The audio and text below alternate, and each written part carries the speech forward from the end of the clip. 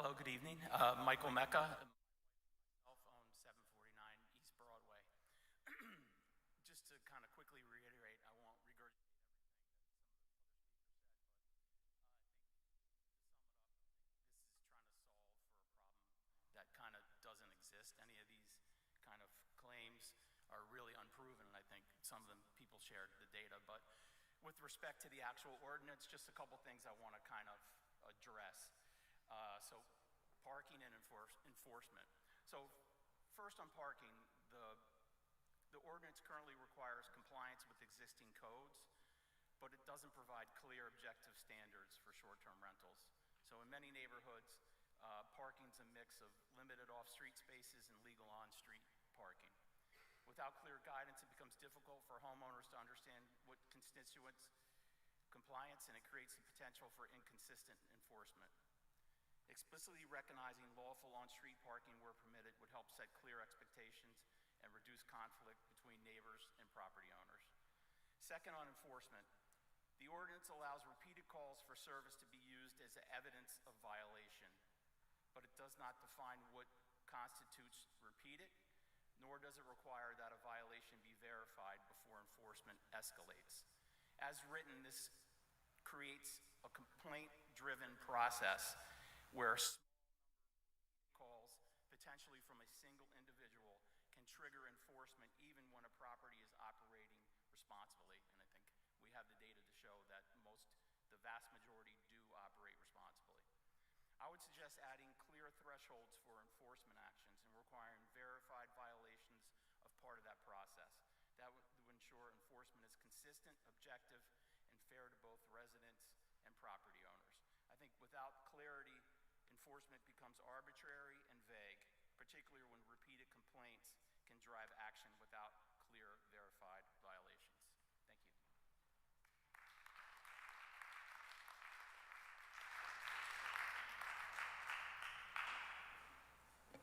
Are there any more comments?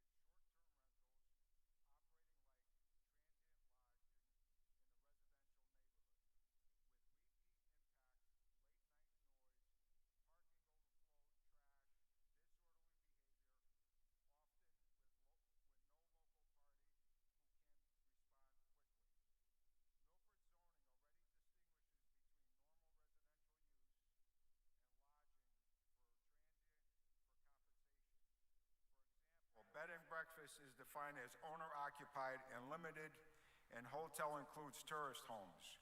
These are treated as specific uses, not ordinary home businesses. We are asking the city to apply consistent rules so residential neighborhoods are not forced to absorb commercial scale impacts. Our request is practical. Adopt a short-term rental registration permit system with a 24/7 local responsible party, enforceable occupancy and parking limits, and escalating fines and permit suspension for verified nuisance violations. We want a clear, enforceable standard that protects quiet enjoyment, and I want to repeat, quiet enjoyment. That should be everybody's first right there. Safety and neighborhood character, especially in a dense beach community where impacts concentrate quickly. Thank you. Good evening.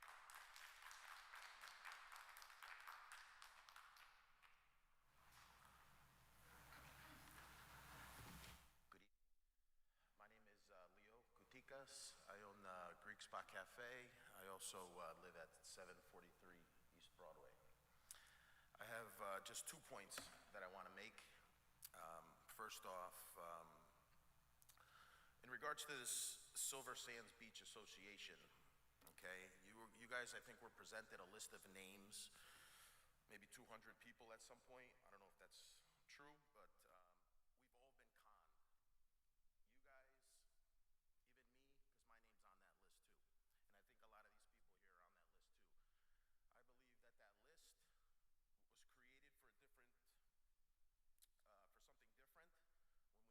I believe that that list was created for a different, for something different. When we first received that paperwork, we were discussing the safety of our street, children, speeding, maybe putting speed bumps in, fixing the parking, fixing the sand, protecting the neighborhood with police patrol. A lot of people signed that paper. It was never discussed, Airbnb. Never. That list was used against all of us. So I think you guys should take that list, throw it out, and have someone, whoever presented that to you, come up with another list on who's against it. Okay, so that's first. Now that association was self-appointed by somebody. He doesn't represent us. Okay, he mentioned we. It's not we. It's not we. We're not there yet. No one's voted. So just please understand that. Okay, that's my first point.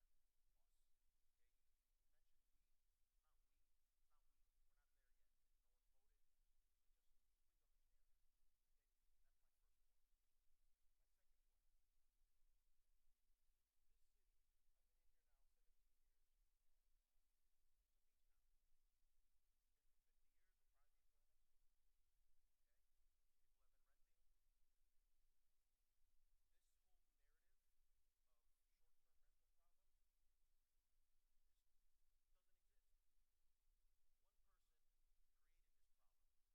restaurants, real estate people, like you said, clothing stores, anyone who has a business is going to be affected by this rule. That's what you guys really need to think about. The hardship of all these people. It's going to affect everybody. This doesn't exist. You guys have to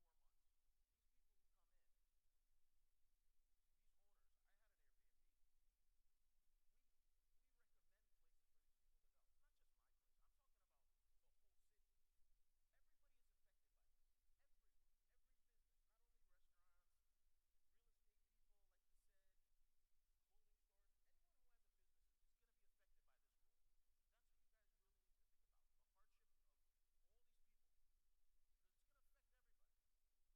on forever, and there's no problem. The only one person's going to create hardship for everyone. I really need you guys to think about that. Because that's exactly what's going to happen. Nobody has a problem. These are our homes. We're not renting it to people, you know. These are people who return. Like, what happens if, like, my cousins want to stay over for a week? I have to register them? I mean, really, this whole thing has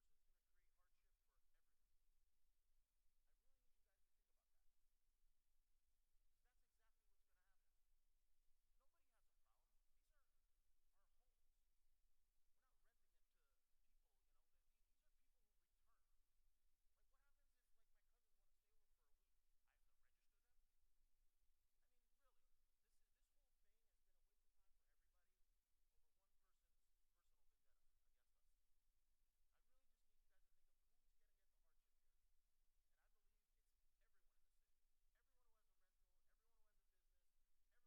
guys to think of who's going to get the hardship here. And I believe it's everyone in the city. Everyone who has a rental, everyone who has a business, everyone's going to get affected by this. That's all I have to say. Thank you. Thank you all for being here. My name is Wally House. I'm on Young Hill Road in Milford, and I am chair of the Community Concern and Pro-Life Committee at City Council. Excuse me for one moment. This is a public hearing of the ordinance committee related specifically to the housing ordinance that's before, so we're not yet in the full Alderman meeting right now. Okay. Some of you had walked in and maybe didn't realize what was happening, so I would ask you to hold that That'd be great. until our meeting starts. We have a little bit more business here to finish up, and then we'll get to that. I apologize for that. That's okay. Okay, thank you. You're welcome. So if anyone else has anything else they want to say in the ordinance committee related to item 1, now is the time. Again, reminding you all that you'll have a chance to speak if this advances in the full, at the start of the full meeting as well. Hi, Tamara Abraham. I'm here with Jason Price of 6 Monroe Street. I just wanted to add on a couple things that I thought of. One, we're also renting to Milford residents. Several of our guests have been Milford residents who are going through renovations that are so big that they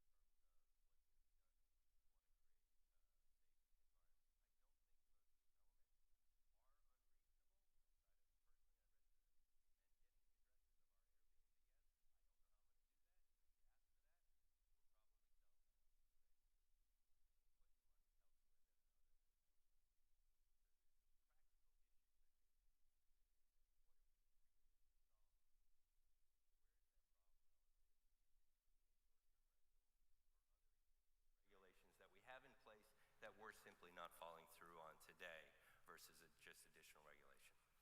Thank you.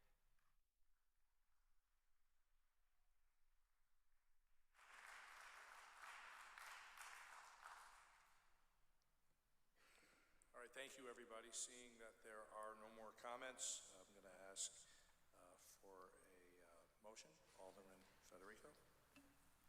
I move that we move an ordinance adopting Chapter 11, Housing, Article 5, Short-Term Residential Rentals, Sections 11-160 through 11-172 of the City of Milford Code of Ordinances forward to the Board of Aldermen. Thank you. Do I have a second? Second. Thank you. May we have some discussion? Alderman Smith.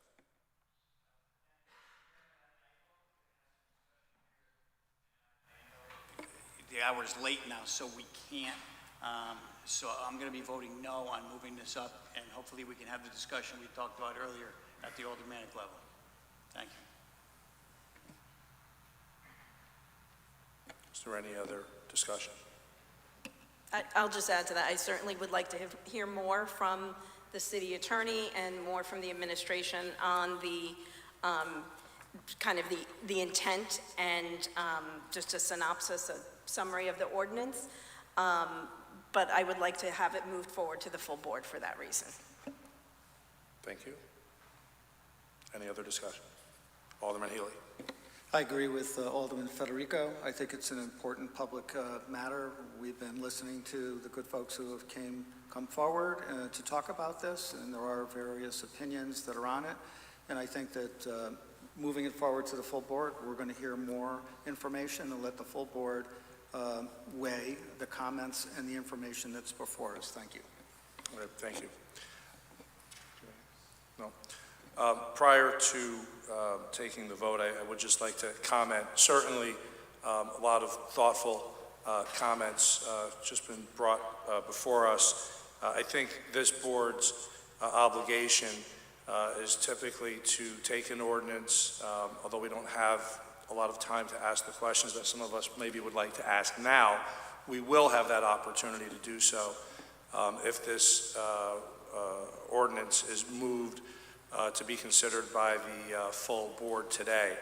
I don't know that it's perfect the way it's currently drafted, and certainly there are some things that I'd like to hear more about in the full session, and also consider amending in light of some of the discussions that we've had as a board, and in light of some of the things I've heard today. So for that reason, I am inclined to move it forward, but I just want to make a point that we're moving it forward for a vote. This just brings it before the Board of Aldermen and does not enact the ordinance. Are there any other comments? Seeing none, may I take a vote? All in favor? Aye. Opposed? May we have a roll call vote? Alderman Pacelli? Yes? Alderman Bevan? No. Alderman Federico? Yes. Alderman Healy? Yes. Alderman Winthrop Smith Jr.? No.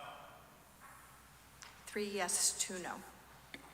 Thank you, Madam Secretary. So the motion passes and the ordinance will be brought forward to the full board. There's a second item on the agenda which relates to the first item. It's called an ordinance adopting Chapter 1, General Provisions, Article 2, Citation Procedures, Sections 1-16 through 1-24 of the City of Milford Code of Ordinances, which is the enforcement mechanism behind item 1. So we have heard from a number of you already. You do have another opportunity now to be heard if anyone would like to speak before we go forward to vote on the second item.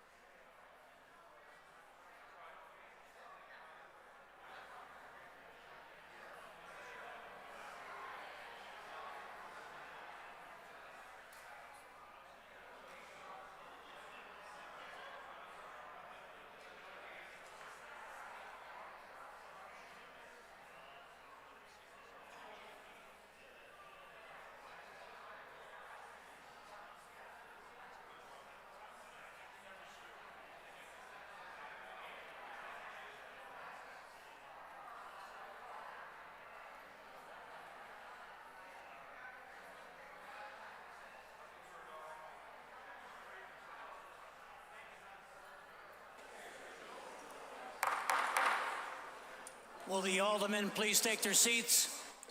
We're going to be starting the meeting shortly.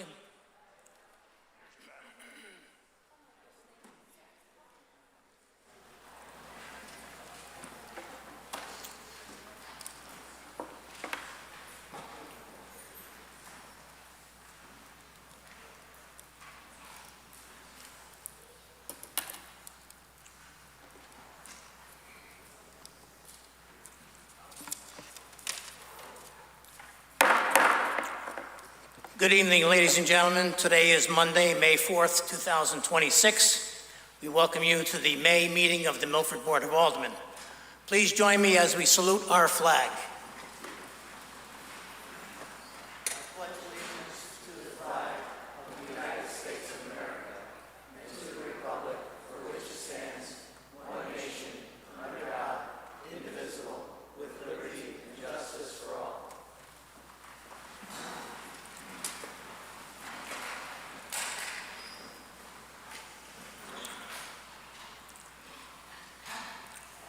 Madam Secretary, will you please take the roll?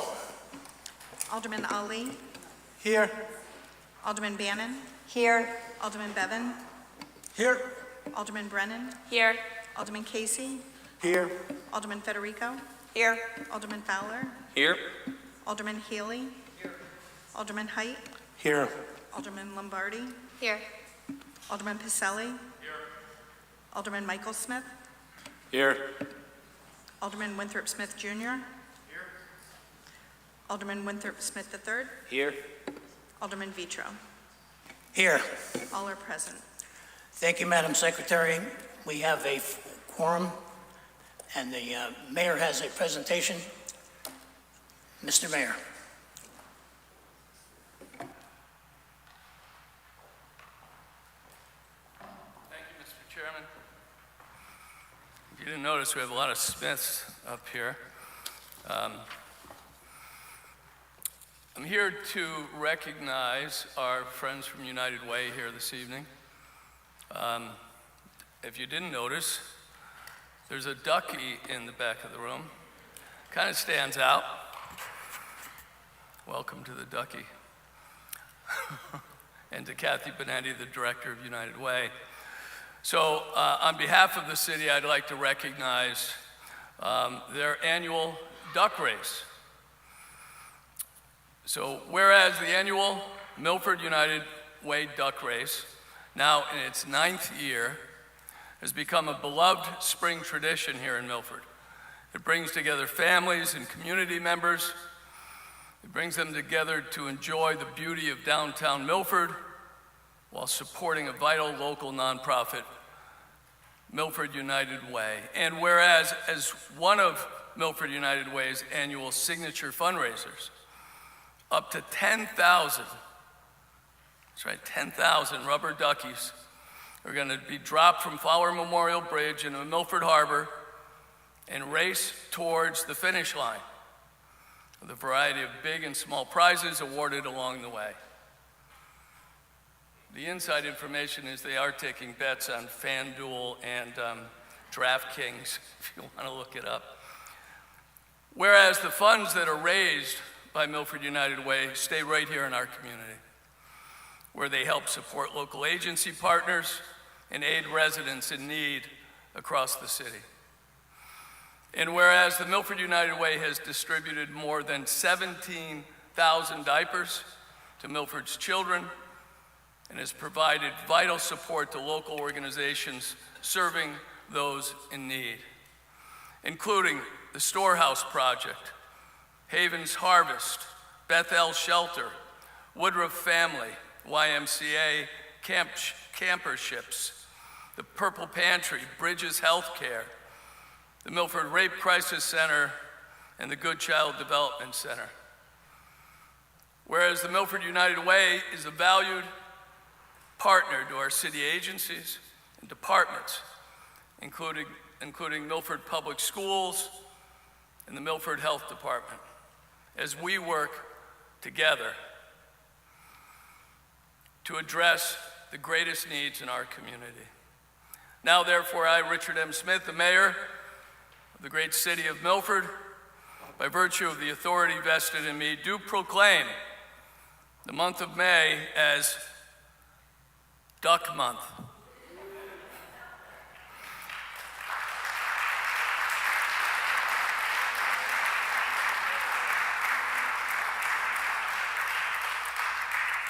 And allow me to encourage all residents to recognize and support the Milford United Way Duck Race and its benefits to our community.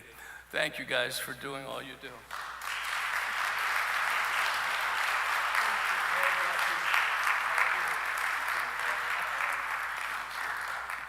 a picture. Yeah. Let's do this. Ducky, if you want to hold it. I don't know if you can.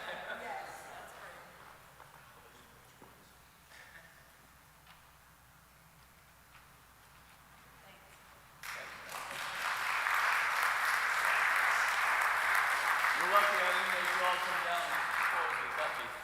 You gonna turn this around?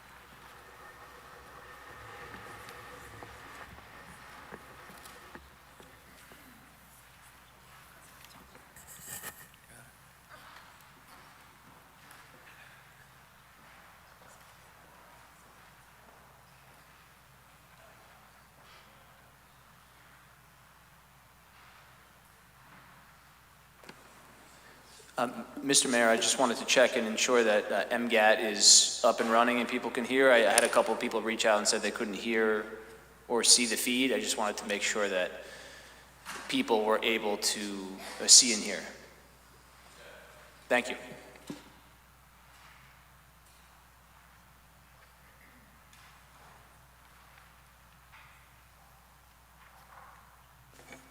The next portion of the meeting is devoted to public comment. Public comment statements are strictly limited to the legislative function of the Board of Aldermen.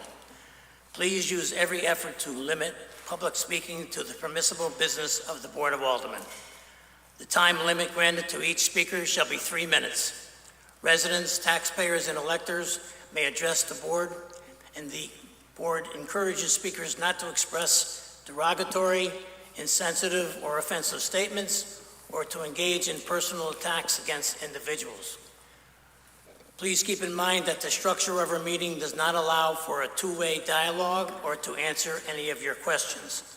Residents can contact their district alderman by phone or by email regarding any issue or concern. We welcome and appreciate your comments and concerns regarding city business and community matters, and all matters will be taken into consideration. Anyone who wishes to address the board can do so at this time. To allow everyone an opportunity to speak, I just remind you to please limit your comments to 3 minutes. Please begin by clearly stating your name and address for the record. Thank you.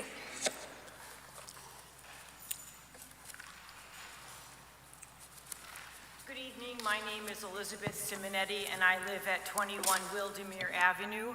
And I'm here to ask the board, specifically the Ordinance Committee, to begin the process of crafting an ordinance to make it as difficult as possible for those involved in human trafficking to use Milford as a place for their illegal activities. I've spoken out on this on Facebook, and over 500 other folks have chimed in with over 300 comments. Many of them are here tonight, and you'll hear from them. So we have quite a few risk factors in trafficking here in Milford. We have a popular truck stop, we have a popular mall, and we have quite a few hotels along a 6-exit radius, if you will, on 95. So our idea is to reinforce and to enforce the education and training that truck stop staff and hotel staff are required to take, and to put some fines on that, and to be able to really use the Department of Health like we do for nail salons and for massage parlors to actually help in tracking the education and training for staff at the truck stops and the hotels. So this is our first step. We know that we have to talk with the chief of police, we have to talk with the Department of Health, the attorney for the city, but we really think that the folks here in Milford are fed up in having traffickers use our town, use our city for their nefarious activities. And we'd love to work with you to help us craft that. I created a short dossier which gives some background links to background articles about trafficking here in Milford. There's a draft, there is an actual ordinance in Waterbury that has created an ordinance against trafficking. That's in the folders. And then a draft that I put together, pulling piece parts from other ordinances and other laws, and that's in here. So it's a good step to get us started, and once again, I'll be happy to participate in that process. Thanks very much.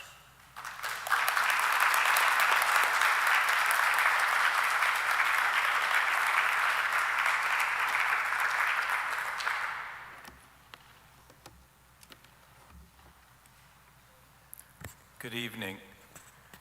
Short-term rental seems not as important as human trafficking, but in any case, I'm here to speak about, my name is Paul Pugliese. I own a property at 843 East Broadway for the last 22 years, and I'm here to speak about short-term rental regulation. My question is, what is the purpose of the STR regulation? Are the issues based on documented ordinance violations that are attributable specifically to short-term rentals? If so, where's the documentation that these violations are specific to STRs to a greater degree than other longer-term rentals or owner-occupied dwellings? Violations are covered by existing nuisance and parking ordinances, which should be enforced. Discriminatory conditions particular to the STR regulations include occupancy limits. Tenants are subject to a maximum allowed occupancy that is strictly enforced by the permit, whereas the full-time resident hosting a large private property is typically not governed by specific occupancy permits unless it's a public safety hazard. While nuisance laws apply to everyone, this ordinance specifically mandates that gatherings by renters must be orderly and prohibits noise extending beyond the property line. In practice, this subjects tenants to a lower threshold for disturbing the peace than a permanent neighbor or longer-term tenant might face. There are also administrative burdens and costs, annual permitting, strict liability for tenant conduct even if the owner is not present, and mandatory record keeping, which is probably a privacy violation. It also creates an economic burden for property owners who rely on supplementary income to pay ever-increasing taxes. This discriminatory regulation fails to identify a problem specific to the use group being regulated. It also fails to meet the standard of equal protection under the law for all residents, tenants, and property owners. I urge you to vote no to adopting this proposed regulation. Thank you.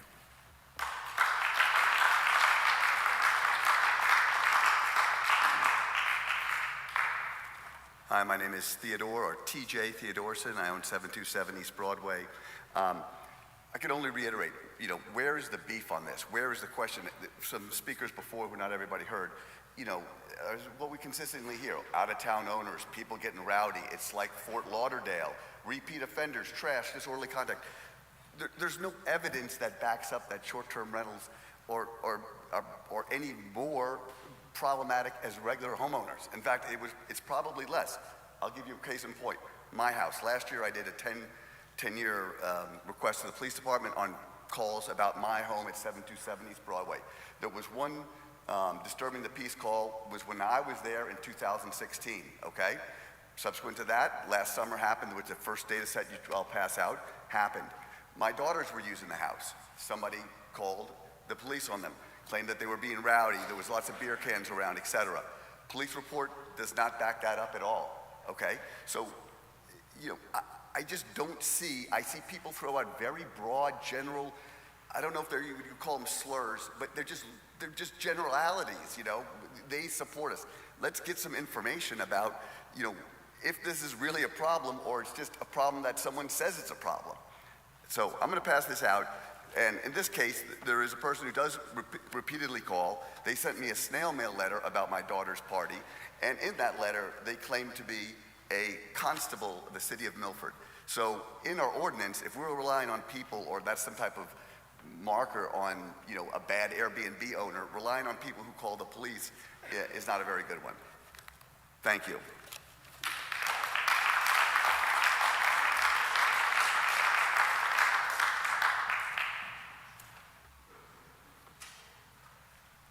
Thank you very much. My name is Wally Hauk.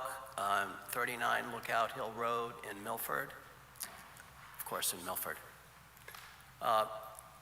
I too am here to ask your cooperation to enact an ordinance that makes it much more difficult for trafficking here in our great city.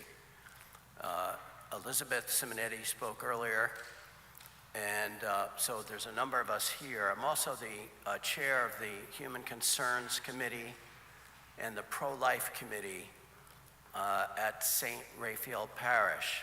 And a number of our committee members are here tonight to also ask your cooperation to enact this ordinance. In Matthew, Jesus calls his followers the salt of the earth and the light of the world. And the salt, of course, is an enhancement and a protector. And the light shines, lets us see the issues. So we're asking you to see the issue that's here, because there are some estimates that 500,000 unaccompanied minors crossed the border over the last 5 years, and they've disappeared, which facilitates the opportunity for this trafficking. And we ask you to see the light of this issue and the simplicity of the ordinance that will help to gain the cooperation of the hotel management and owners, motel management and owners, and of course the truck stops where this trafficking could occur. So we ask for your cooperation. We'd be happy to provide information, and Elizabeth already did provide a lot of information, and we've spoken with a number of you. So thank you to you who have encouraged us to come and speak tonight. Thank you.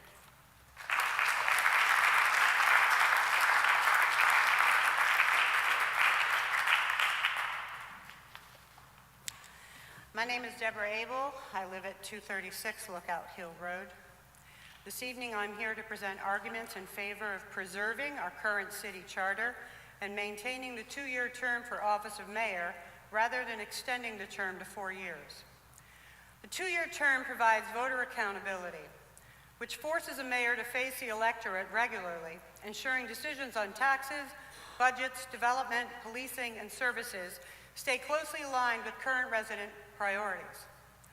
Extending it beyond 2 years would delay meaningful voter feedback. In a city of Milford's size, roughly 50,000 residents, where local issues like flooding, traffic, school funding, and property taxes directly affect daily life, this reduced oversight could let a mayor drift from public sentiment without immediate consequences. A 4-year term would risk entrenching power and reducing competition. Incumbents already enjoy name recognition, fundraising networks, and institutional advantages. Doubling the term length would amplify those advantages, making it significantly harder for challengers to mount effective campaigns and for new voices or fresh policy ideas to emerge. Frequent elections keep the office competitive and prevent any single administration from becoming too comfortable or insulated from criticism. 4-year terms can reduce urgency on long-term problems. While supporters may claim longer terms allow more time for complex projects, the opposite can also happen. A mayor with 4 years ahead may feel less pressure to deliver quick, visible results or to compromise on divisive issues. 2-year cycles create built-in deadlines that encourage progress and compromise within each term, which is especially valuable in a city facing ongoing fiscal pressures and regional challenges. It deviates from Milford's long-standing democratic design. The city charter has historically set 2-year terms for the mayor and most elected officials. This structure reflects a deliberate choice for frequent citizen control in a council-manager-style strong mayor system. Changing it now would shift the balance of power away from voters without a compelling crisis or widespread public demand, especially since the Board of Aldermen already rejected advancing the proposal in March 2026. Campaigning is a feature of democracy, not a bug. Proponents sometimes argue that constant campaigning distracts from doing the work, but in reality, regular campaigning keeps elected leaders engaged with constituents. Door knocking, town halls, and listening sessions are how mayors stay informed about neighborhood concerns. Many other Connecticut municipalities and small cities nationwide successfully operate with a 2-year mayoral term precisely because this cycle promotes responsiveness rather than isolation in City Hall. Opening the charter creates broader risks beyond the term length. A charter revision commission would not be limited to the mayor's term or the city clerk's term. It could invite unrelated or controversial changes to boards, budget timelines, departmental language, or other provisions.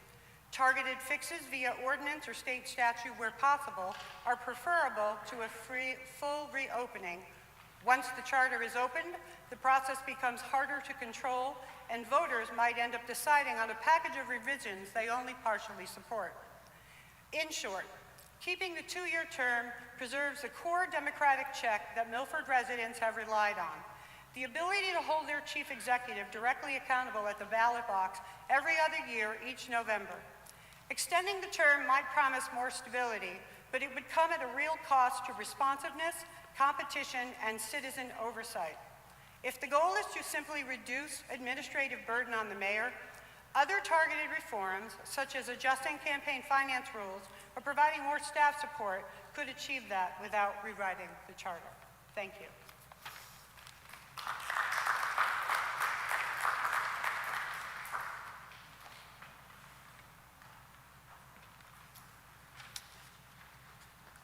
Good evening, Board of Aldermen.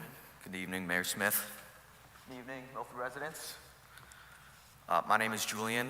I belong to the 1st District. I'm also here to talk about the Charter Revision Commission. So I believe our charter, 300 Burnt Plains Road. Yep. I believe our charter, which is Milford's foundational document, in other words, our municipal constitution, deserves a deliberate, transparent process. As the Vice Chair of New Haven County Young Republicans and a Milford native for over 2 decades, we demand transparency in local decision and protecting taxpayer accountability. To my understanding, the motion was struck down, and that earlier version explicitly floated extending the mayor's and city clerk's terms from the current 2 years to 4. The resolution is stripped of specifics, only mentions, quote, technical changes, and a broad review for, quote, changes in society and tech advances, with the proposed deadline report by end of June 2026, which allows almost no time for public hearings and thoughtful analysis. Our charter emphasizes accountability through frequent elections and explicit checks on self-interested pay or power changes during terms. I believe that we achieve equitable and harmonious outcomes through deliberate, voter-driven reform and not blitzkrieg policy. Thank you.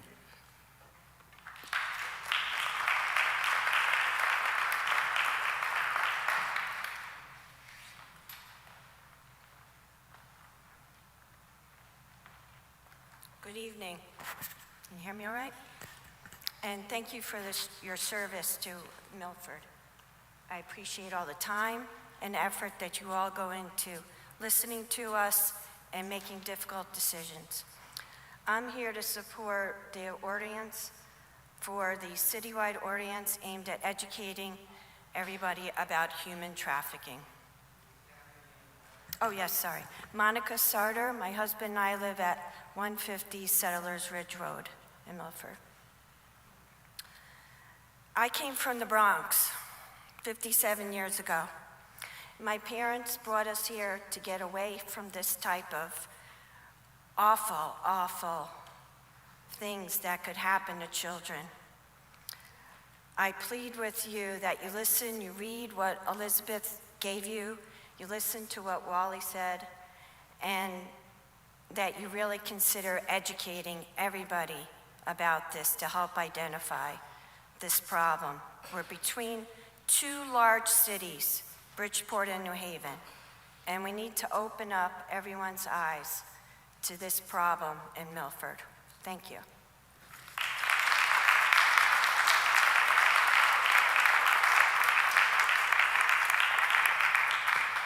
Hi, I am here to represent Ellen Allen. She couldn't be here tonight. She would just like me to hand out a letter that she had written to the aldermen on talking about short-term rentals.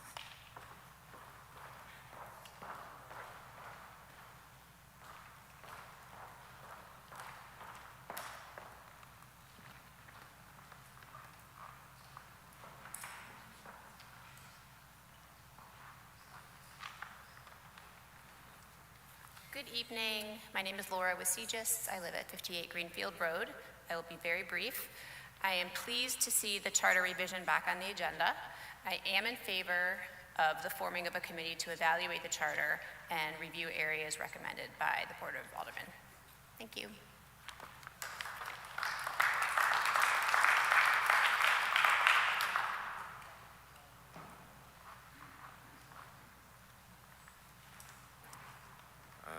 Good evening.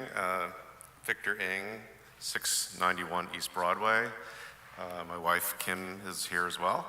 Apologies if you've heard this earlier this evening, and I'm not talking about human trafficking.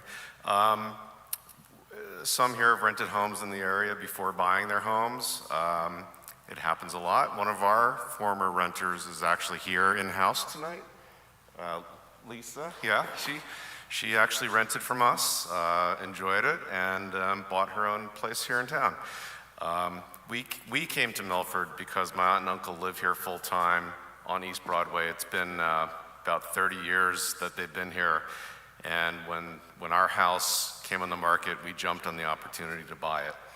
It was a stretch. We had to take out a mortgage, and we're still paying it off. Never had any interest in turning the house into a full-time rental, so year-round rentals were out of the question for us. We wanted to be able to use the house ourselves. Consequently, the house sat empty most of the year, and we would occasionally come and use it, more so in the summer, of course. But when short-term rentals became a thing, we figured it was a good way to generate some rental income to offset our overhead, our mortgage, and real estate tax, and still be able to use the home ourselves. We love our home. We designed it for our own use. It is not outfitted with renter or builder specials. Consequently, we are very particular about who we rent the house to. We want to keep it in good shape, and we want to make sure everything functions as it should. It's up to code, it's safe, and it's well lit. We do not rent to people who just want a place to throw a big party. We rent mostly to families with children, some who live right here in town, and they just want to be able to wake up on the beach. These families cannot afford to rent something on the beach for a month or more, so many of them rent for a weekend, a week, and they come back, and they do it every year. STRs, short-term rentals, are a great option for folks who just want to spend a few days on the beach. They're also a great intro to the town. Very high percentage of our renters are repeat guests. They treat our home like it is theirs. They do not trash the place. They have children. They run around. They do make noise, but as do we. And they also save us because they do not send their kids through the Milford public school system. Please consider how short-term rental restrictions would be a huge financial hit to folks like Kim and I. We are individuals. We are not BlackRock or Goldman Sachs. We're just individual owners trying to get by. Homes like ours would largely be vacant and devoid of any activity for big portions of the year if we couldn't rent it out on occasion. Thank you for your time.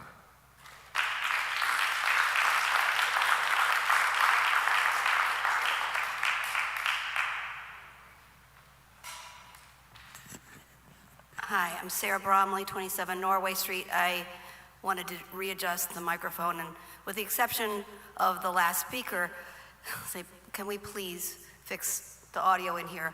I feel like I need to go get some Bluetooth, like to sit in the audience and watch MGAT so I can hear the comments. I'm really it's just sad. I'd like to hear what everyone's saying, so I'd like to just ask if we can do something about the audio, and if everyone who's speaking after me could please speak up, because I want to hear what you're saying.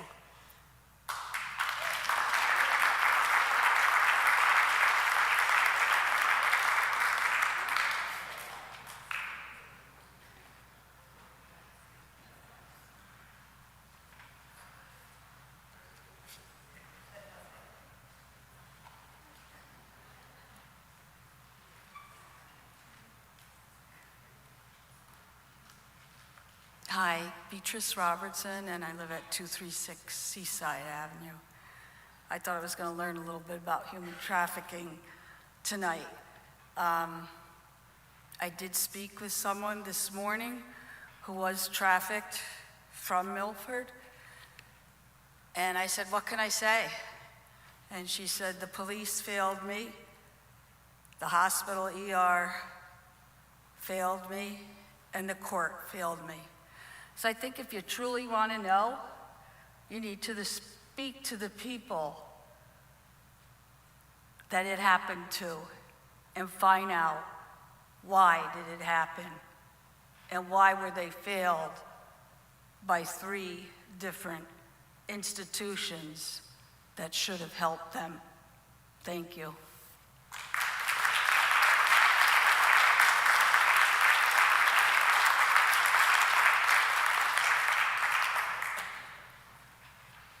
Good evening. My name is Lauren Larkin. I live at 85 Viscount Drive. I would support an ordinance requiring certain employees to be educated on recognizing signs of human trafficking also. Slavery was abolished in 1865, 160 years ago. Yet here we are today, 160 years later, still dealing with slavery. Modern day slavery, also known as human trafficking. Victims are held against their will under violence or threat of violence, unable to walk away, or murdered. What you would be asked to do as elected members of our community is to require training for those who might come across this horrific abuse. This will train employees to be more observant and what to look for. Knowledge is power. I want to share a true story and how educating one person can make a difference. There was a British schoolgirl named Tilly Smith. She was 10 years old in 2004. She was vacationing in Thailand with her family at the Indian Ocean. Tilly noticed the waves were different. They weren't normal. There was no obvious signs of waves. She told her parents she thought a tsunami was coming. They disregarded her, but she was insistent. 2 weeks prior, Tilly's geography teacher taught his students about tsunamis. She was so persistent that her parents left the beach, notified the hotel. All people were evacuated from the beach and hotel before the tsunami hit that day. Some made it out by seconds. Approximately 224,000 lives were lost from that tsunami across 14 countries. But every person at the resort that Tilly was at survived. It's estimated there was 100 people there. She is the one who is solely credited. She could not save everyone across the 14 countries, but her knowledge and education, the key word being education, warned others. Lives were saved in the community because she spoke up. Now, this is in the initial stages that people were mentioning. Why not require the training that members of our community are asking for? Educating employees to have them be more aware of the warning signs, just like Tilly. We can't foresee what that ripple effect might be, but I believe it's a reasonable request, a positive request that has the potential for saving lives. Thank you.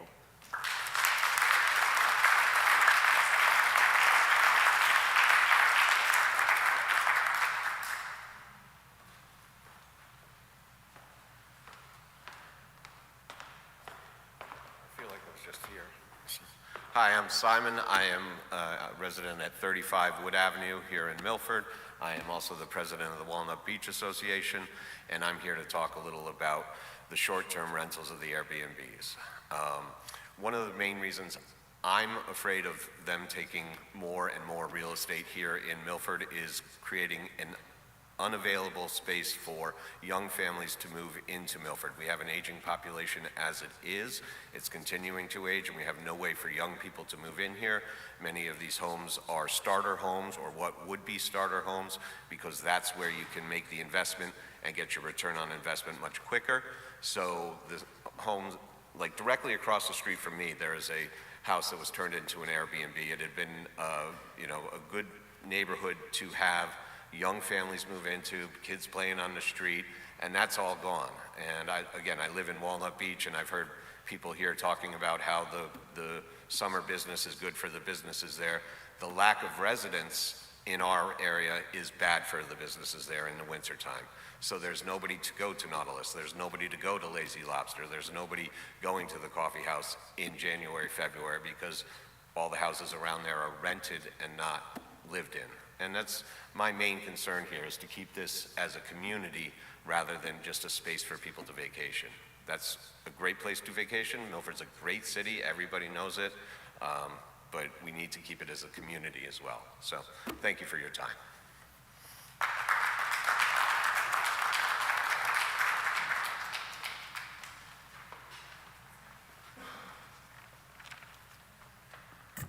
Good evening, Pat Civitella, 746 East Broadway.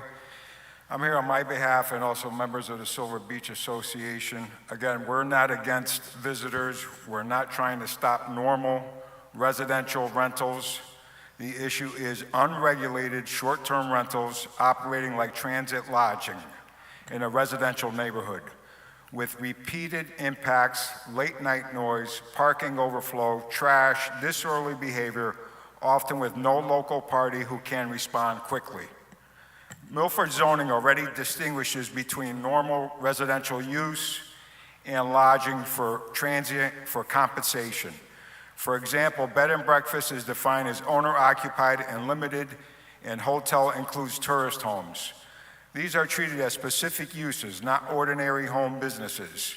We are asking the city to apply consistent rules so residential neighborhoods are not forced to absorb commercial scale impacts.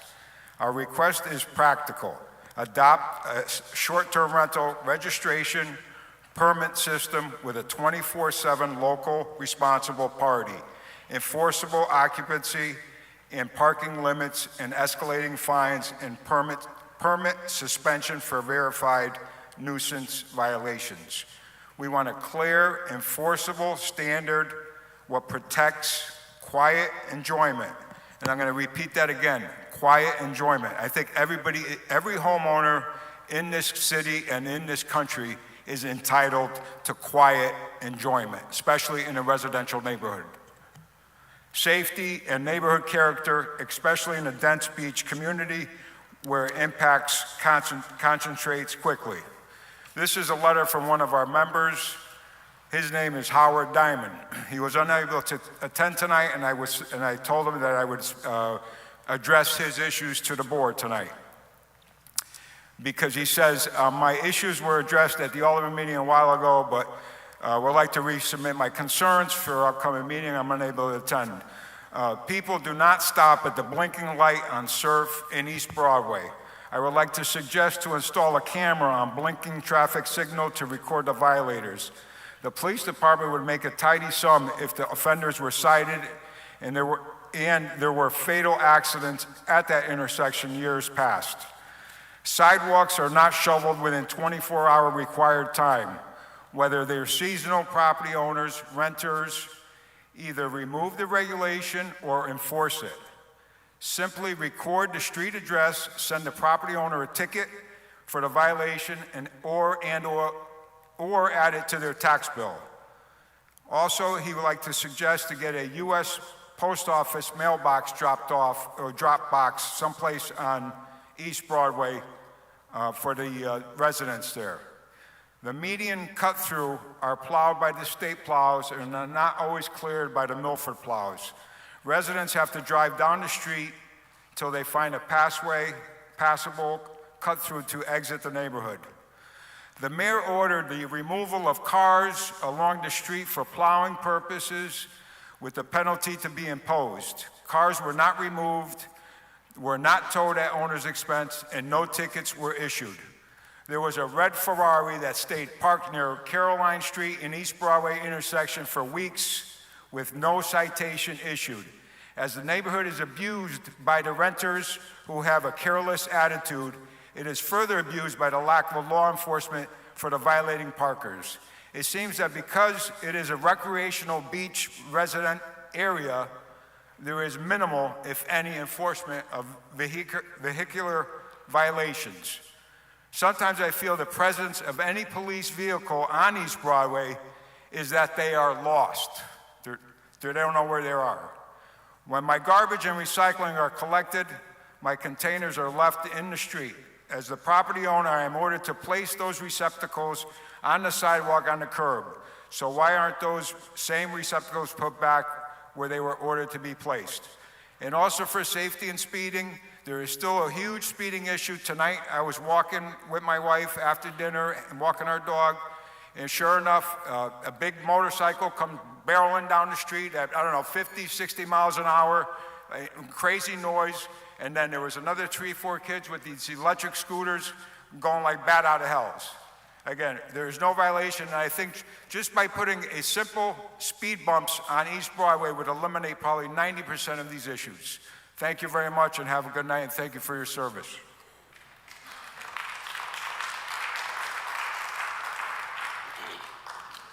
Good morning again. So I'm Jason Price, 6 Monroe Street. So just a couple of notes. I didn't have anything really drafted up. But when people come and stay at my Airbnb, I'm showing them the best side of Milford, right? They're able to come with their family. We are probably like a 10-minute walk from the beach. People are able to, they're asking, hey, do you have a stroller for us? Or, hey, do you have a high chair for us? It's not these people are saying, hey, do you have a keg for us? At least out of my experience thus far. We have people return year over year. Hey, Jason, we loved your place last year. We want to come back. We host brides and grooms and wedding parties going to the Tides, right? I know the Tides invested a lot of money into that establishment, and we're able to help support that. Because if not for the Airbnbs, where will people stay, right? We have a vested interest in making sure our properties are upkept, right? So we get reviews, right? People say, hey, the place was, quiet, it was relaxing, the grass was manicured. So we're making sure that we are giving the best representation of our properties and therefore uplifting our neighborhoods. I'm in a lot of different Airbnb and STR groups on Facebook, and one of the things that we see is there's a lot of places that are suffering right now. If you invested in Tampa, St. Petersburg, and places like that, they are doing extremely bad right now because they don't have the tourism right now. They're not getting that revenue in, not just the Airbnb, but the actual cities and local municipalities. This is one area where it's still growing. People are still coming.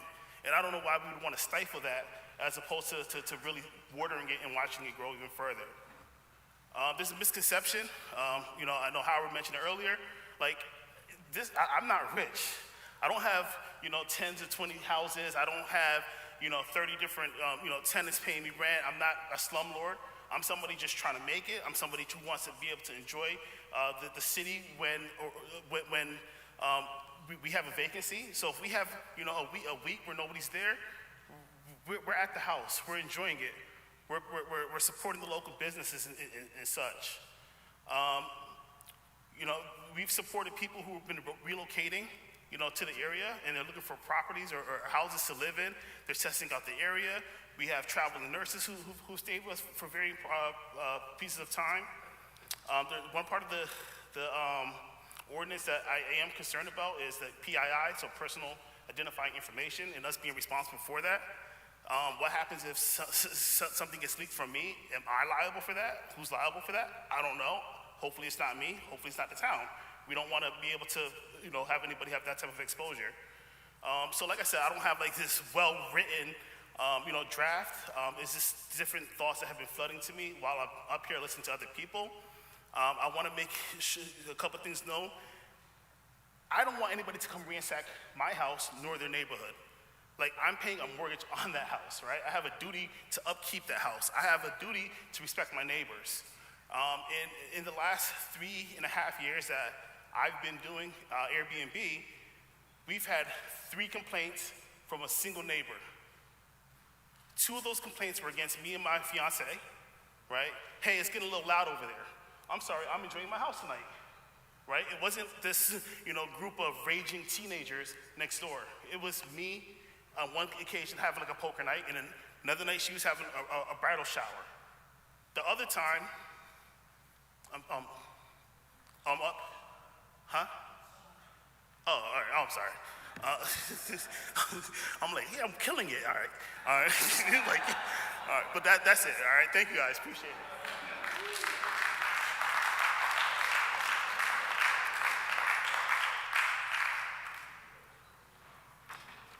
Hi, everybody. My name is Steve Hannon. I just want to give a disclaimer. Public speaking is not a fun thing for me at all. But I'm here in support of the citywide ordinance aimed at educating hotels and service plaza workers and regarding human trafficking. I was just sitting back there, like my heart's pounding my chest. I hate speaking in front of a large group. A little better once I get started, but the reason why I'm doing this is because, you know, this is a multi-billion-dollar industry, and it's our egos and our arrogance to think that it's not happening here. And the other thing is that the reason why I'm speaking today is because the actual victims are too short to speak at this podium. Thanks.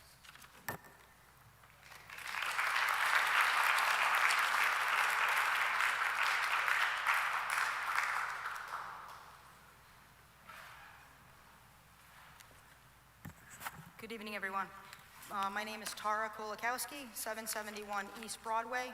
I actually read a statement earlier this evening in the ordinance committee, the subcommittee meeting, so I'm not going to read it again because after listening to the human trafficking, people come up and speak. We have greater problems in our society than parking spaces, than noise complaints, than people not being respectful of their neighbors. So I'm going to pass this out and just say, if you can do anything, pass that ordinance for the human trafficking. I think that's more important than anything else anybody has to say here tonight.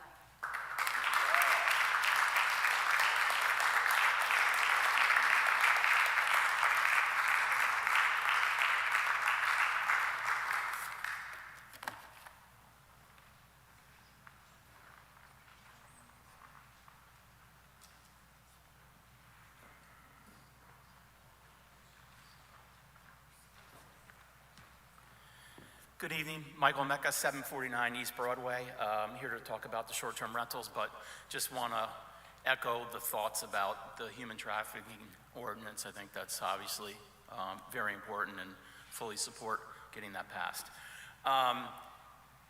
I think the ordinance is solving a problem that doesn't exist. I've yet to see any kind of verified or proven issue of repeated noise, parking issues from short-term rentals. So let me say that as a blanket.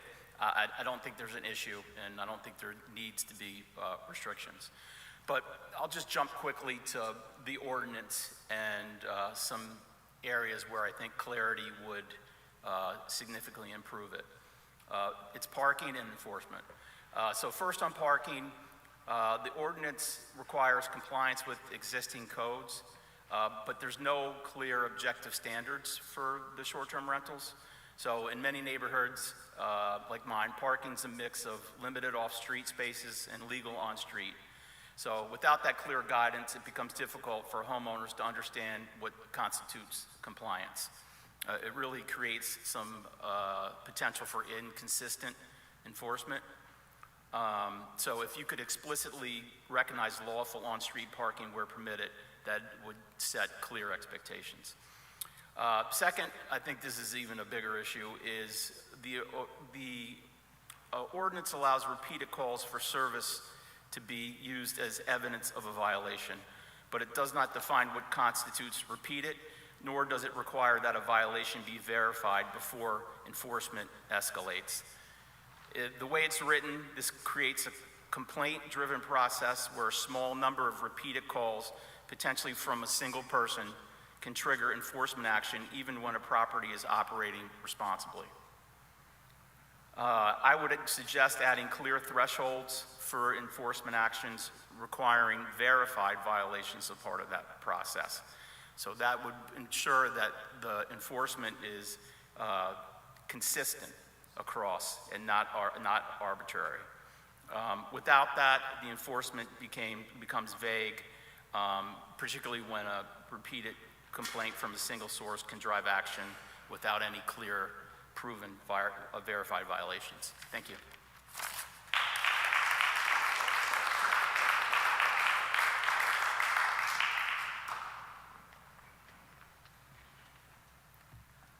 Hi everyone, my name is John Marmolejo.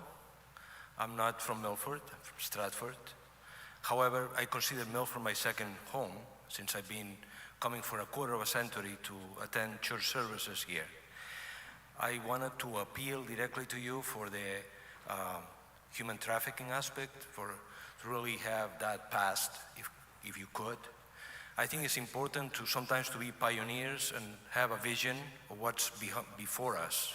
It's a big problem, and if you are parents and have children, imagine a really bad scenario when your child is being taken, kidnapped, abused. What would you do? Think with your conscience and your heart. This is important. Sometimes Connecticut is very laid back, and we have to really step up to the plate and really think clearly and distinctively what's before us. It's a big problem. Think carefully, please judge and act. Thank you.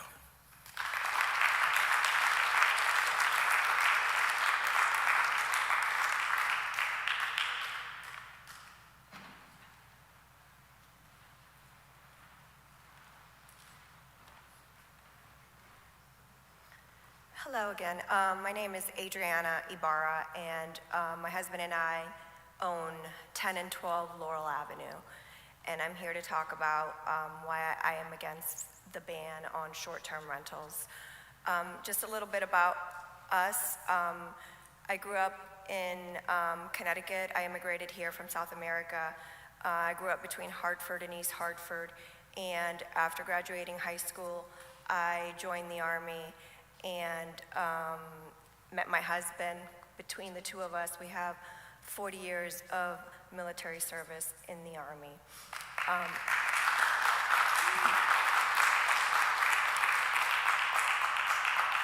After our retirement, we decided to make Connecticut our home, as it has become a lot more military, veteran-friendly, and we were very happy about that. Convinced my husband to move here from California, so that's a good thing. We ultimately fulfilled our dream of owning a beachfront property, and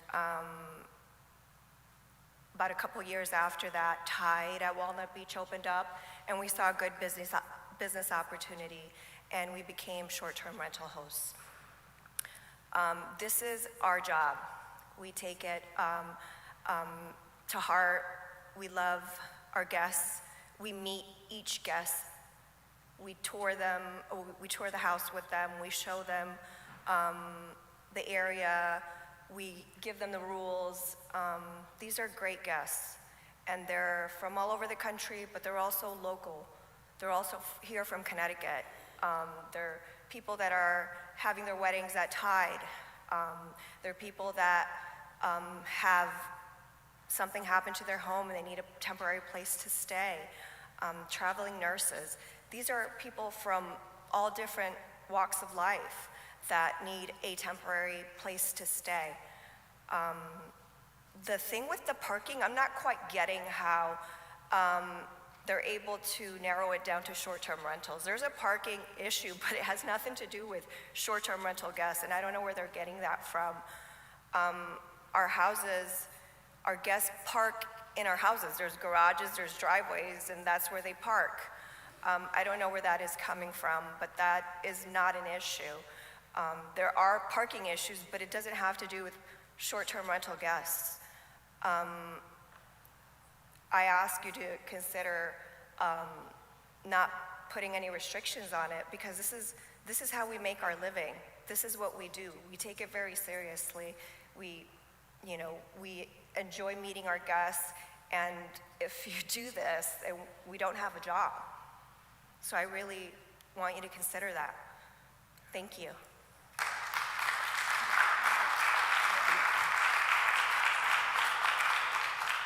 Just a caveat on that.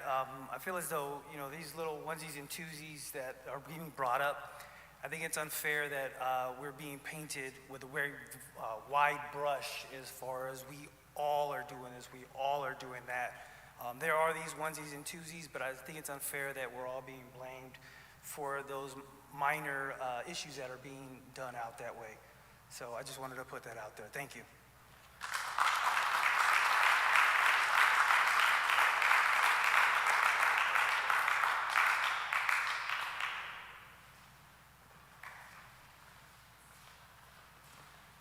My name is Tom Lawler. I live at 68 Green Street. My wife and I, we also own 43 Stowe Ave in Walnut Beach. I'll make this relatively brief because, as the woman said earlier, there are, I think, far more important problems that are being addressed tonight. I don't want to be dismissive of the financial impact that this ordinance could have on some families, those who just spoke, ours included.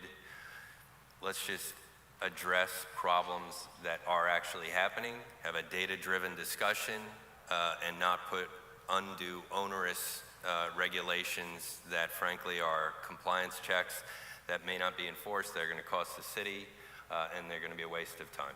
That's my ask of you. Thank you very much.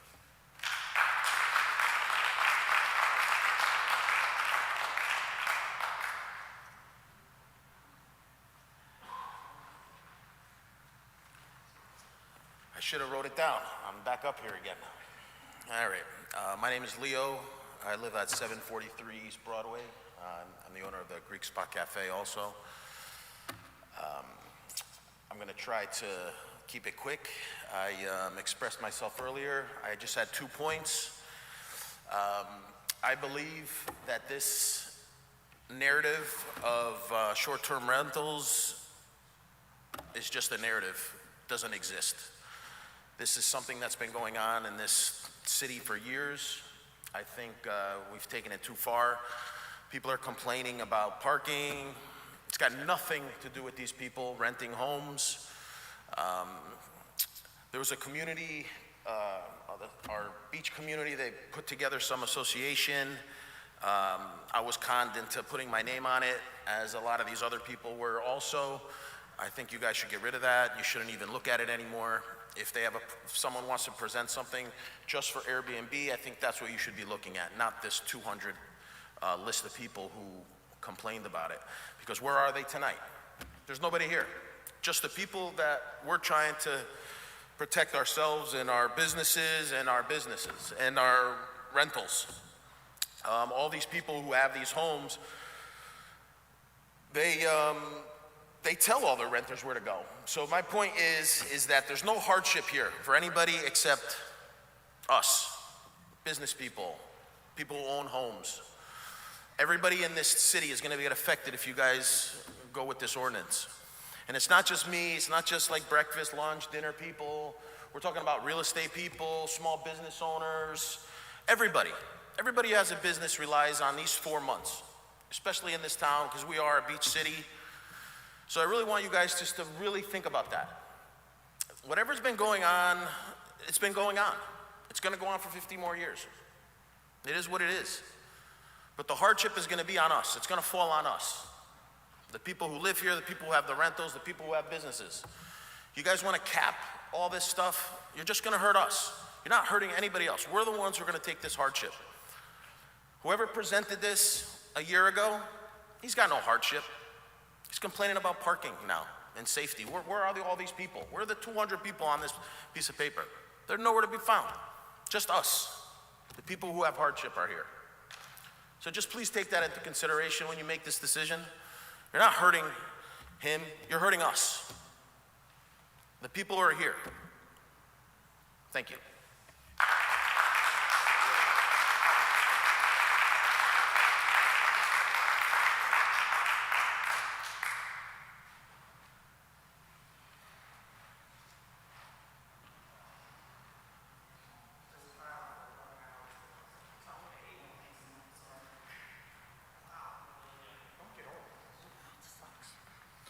Hi, I'm Tony Trimboli.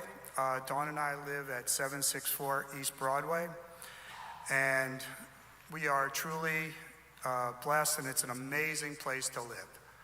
Everyone knows it's the beach, and we couldn't be happier. And I'm sure everyone here feels the same way. Now, as far as the Airbnb goes, we are super hosts, which that means that we've reached a plateau. And what that's done is Airbnb has a rigid screening process, and they send you people that are in this area. They are taking care of, with the screening process, everyone knows it's the height, which you're, I'm sorry. Ugh.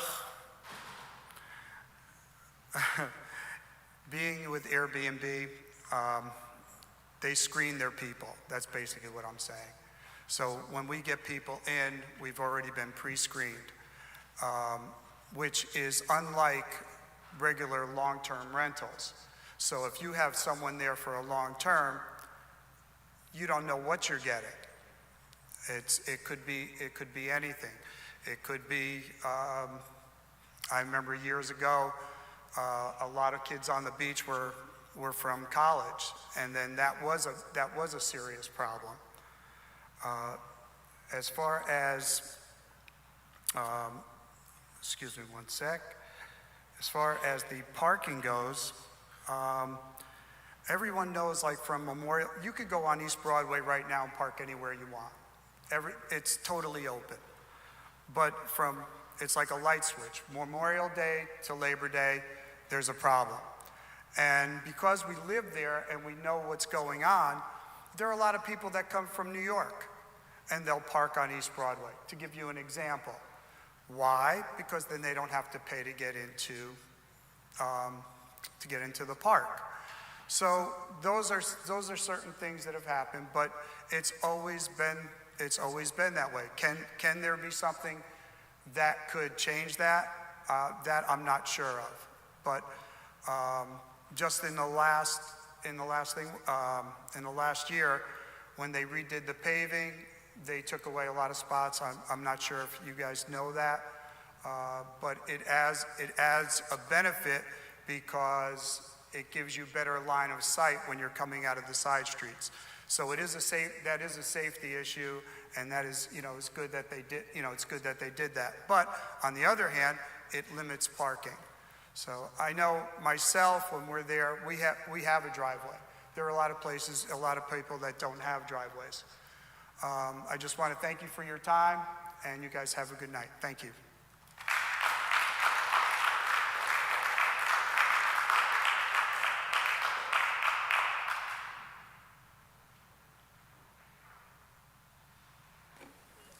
Anyone else wanting to address the board at this time? Seeing none, Alderman Pacelli. Consideration of minutes. Consideration of minutes of the regular meeting of the Board of Aldermen held on April 6th, 2026. So moved. A second? A motion has been made and seconded. Is there any discussion? Hearing none, all in favor? Opposed? Motion passes unanimously. Excuse me. Alderman Pacelli. Agenda item 4, consideration of minutes of the special meeting of the Board of Aldermen. All the Board of Aldermen budget meetings on April 15th, 2026, April 16th, 2026, April 20th, 2026, April 22nd, 2026, and April 27th, 2026. Second? A motion has been made and seconded. Is there any discussion? Yes. Yes, Alderman Pacelli. I'd just like to ask that a correction be made to the April 22nd minutes. That meeting reflects me as having been present. I was excused and absent that meeting. Thank you, Alderman Pacelli. Is there any discussion? Hearing none, all in favor? Aye. Opposed? Motion passes unanimously. Agenda number 5, Chairman's report. I just want to take this time to wish all the mothers on the board and out in the town a happy Mother's Day. And we'll turn it over to the Mr. Mayor. Mr. Mayor, you have a report? Thank you, Mr. Chairman. Thank you to all the people that came out to share their ideas and their comments with us tonight. Some very serious topics. If you allow, I'll pivot over to some more, some less serious events, but nonetheless important. Over the last few weeks, the things that have gone on in Milford, I want to give a shout out to Tony Vitti, who is the director of Milford Rape Crisis Center. He led the Walk a Mile in Her Shoes event that was hugely successful and raised over $55,000 last week. So congratulations to Tony and all the people on his board and all the people that contributed. Also Ashley Grant and Adam, who did Games for Hunger the other day, Friday. Raising food and awareness for those that need it on Milford's Green. There's really not a better representation of Milford than all the folks that work in the food insecurity area, including Ashley and all the food pantries. In fact, we have a meeting scheduled for May 19th here at City Hall to see how the city can further support these groups and these agencies. Junior Major League and Little League both started their seasons, and they were both incredible events. I know the Little League had over 950 kids there that day, and this past weekend, JML kicked off. A shout out to Cassie Jago and John at JML for all the work, and all the coaches and the parents and the kids. It's a great tradition. It's a great American pastime. So even if you don't have a kid playing in these leagues and you find yourselves with some free time on a Saturday morning, go and enjoy the laughter and the sounds of children playing the great American pastime. Our tree giveaway was a huge success. We sold out. I actually wanted to call and find out exactly how many. I think we sold out in 3 days. And I was able to go down there and watch people come in and pick up their trees. Again, it's just so reflective of the character of Milford and the way that we have all of these community events. It's inspiring. We will be having a open house here on May 18th. Is that right? Do I have that right? May 18th. I may have mentioned it to the folks on the board before. I'm inviting the public to come, and we're going to have all the board chairs from all the boards and commissions. We find that too many people don't really know what all of our boards and commissions do. So that night, they've been generous enough to offer their time, come and present to the public. Again, kind of leaning into transparency, making sure that people understand how government works. Jazz for Scholars happened the other night. Jay Rowe and a host of great musicians who worked together Friday and Saturday night to put on an incredible show. Really talented musicians to raise money for education, so I thank them. Also had a chance to attend the Trout Derby. Again, Milford is just every day. It's one event. In the Foodie Fest, a shout out to Downtown Business and all the people that contributed. If you didn't go, you missed out on a great event. And I look forward to that being a tradition. All the food trucks over in Wasson Field, families with their blankets, we had music, quite a early spring event for Milford. So in terms of internally, we're doing a lot of work within the administration for efficiency. I had a staff meeting the other day, and we're talking about using certain technologies among department heads. We also have an efficiency committee formed where we're looking for ideas from employees and department heads. Bring us your ideas of where you see opportunities to improve process, reduce paper, use technology better. So we are always going to be on that every day. And we've already implemented several efficiency changes that have saved the city money, and we'll continue to do that. So at the risk of going on too long, I'm going to say June 20th, be sure that you know our 250th parade is going to take place. Same day when the parade ends, there's Juneteenth happening on the green, and then of course fireworks that evening. So it's certainly going to be an exciting day. Mark your calendars for June 20th. And with that, Mr. Chairman, I'll ask for your consideration of the items waiting on the agenda, 8A through, what did I forget, F. Thank you, Mr. Chairman. Yes. Thank you, Mr. Mayor. Next on the agenda is unfinished business. There is none. Moving on to new business, Alderman Pacelli. Thank you, Mr. Chairman. Agenda item 8A. Board of Aldermen approval is hereby requested for the appointment of Gordon Parmalee, 101 Long Island View Road, as a member of the Veterans Ceremony and Parade Commission to fill the vacant citizen position, term to expire 12/31/28. Second. Motion has been made and seconded. Is there any discussion? Hearing none, all in favor? Aye. Opposed? Motion passes unanimously. At this time, will our newly appointed Commissioner, Butch Gordon Parmalee, please step forward to be sworn in by our city clerk? I don't see him here. He left. All righty then. Move on to agenda item 8B.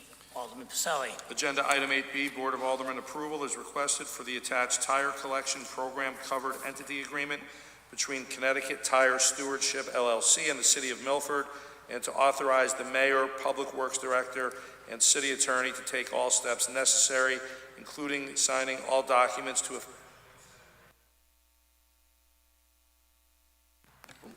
Second. Motion has been made and seconded. Is there any discussion? Alderman Fowler.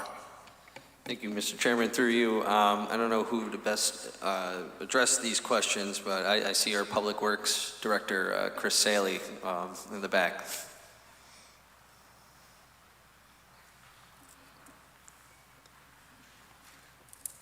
Good evening, everyone. I know it's going to be a long night for you guys, so I'll be quick and to the point. It's just a stewardship program that the state implemented that's going to save the city between $30,000 and $35,000. And City Attorney Burcham took a look at the legal things, and I'm sure Alderman Smith and Smith will take a look at it, and you guys also see what, how it works. But for us, it's a home run. Okay. Well, thank you for that. And just for the public who are watching, can you tell us a little bit about the history and intent of the program? So we collect tires at our transfer station, and believe it or not, we have a decent amount of dirty dumping of tires. Tires are a very expensive commodity to get rid of, and this program is going to alleviate the town's responsibility for the cost of that. So it's really a good program. Thank you. Thank you. Mr. Chair, if I may give a little background to Alderman Fowler in terms of this program. So back in 2023, the state of Connecticut legislature passed the first extender producer responsibility program, which essentially took the recycling of tires and put it on the producer of the tires. So now, should this agreement be passed, the city will be responsible for the collection at the transfer station. When the bin is full, we will call somebody to come pick them up. That's the collector in this tire stewardship program. So it's essentially taking the cost away from the municipalities and put it on the producer. And the agreement is with an entity, Connecticut Tire Stewardship LLC, that was formed and approved by DEEP. Thank you. Is there any discussion on the motion? Any more discussion? Hearing none, all in favor? Aye. Opposed? Motion passes unanimously. Thank you. Thank you. Next on the agenda is agenda item 8C. Agenda item 8C, Board of Aldermen approval is requested for the attached memorandum of understanding, funding reallocation of approved ARPA programs, and authorize the mayor, ARPA Special Projects Manager, and Finance Director to take all steps necessary, including signing all documents to effectuate said agreement. Second. Motion has been made and seconded. Is there any discussion? Alderman Bevan. Thank you, Mr. Chairman.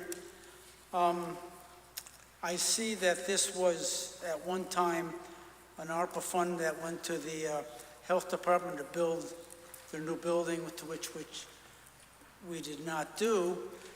I'd like to actually add another item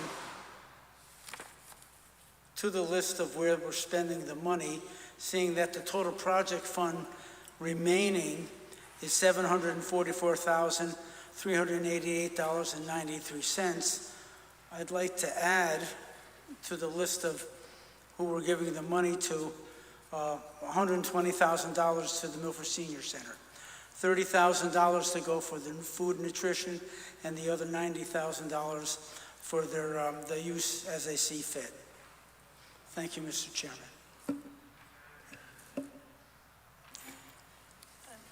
Is there any discussion on that motion?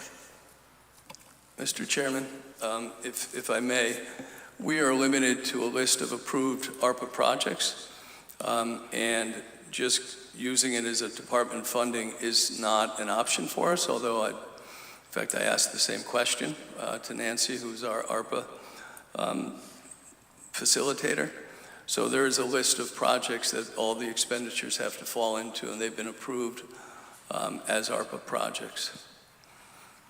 Thank you, Mr. Chairman. Thank you, Mr. Mayor, for clarifying that.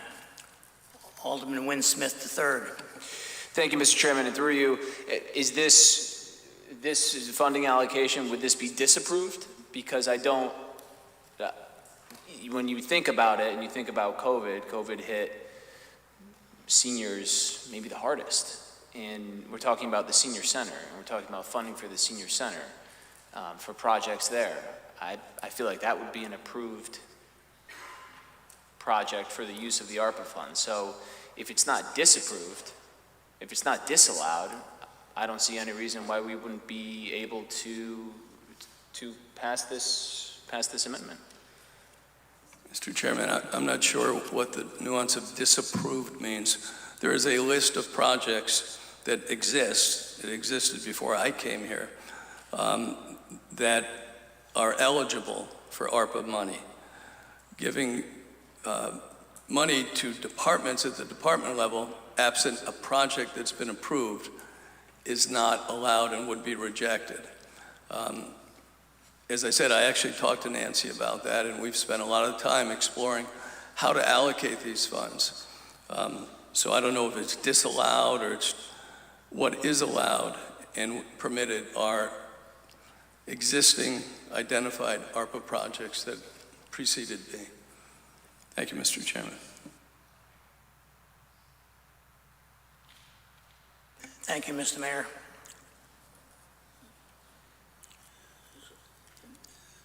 So is there any more discussion on the motion? Alderman Winsmith III. Thank you, Mr. Chairman, and through you. So is the senior center or the projects that they have, is that not on this list? I just don't, this is the first I'm hearing of the approved ARPA list, and so having never seen it, and I don't know what projects have been approved on it. Is this not on it? And if it's not, why not? Who created this list? Again, departments are not listed as projects. They are departments. We're not able to give money to departments to make up budget reductions. These are projects that, and I forget what the definition was that identified the project. I'm certainly sorry that you're not aware of the projects. They've been in existence, I guess, the whole time we've been expending ARPA money. And I do look to Nancy to guide me on what's permissible under which project, and we've worked hard to make sure that we use up that ARPA money before we lose it. But as far as not seeing the list or not being aware, I apologize. I don't know where that fell, that you were not, but I'll see if we can get you a copy of the projects. Thank you, Mr. Chairman. You're welcome, Mr. Mayor. Is there any more discussion on the motion? Alderman Federico. Thank you, Mr. Chairman. Through you to the mayor and administration. Can you highlight some of the things that are in this award, just for the purpose of the public? And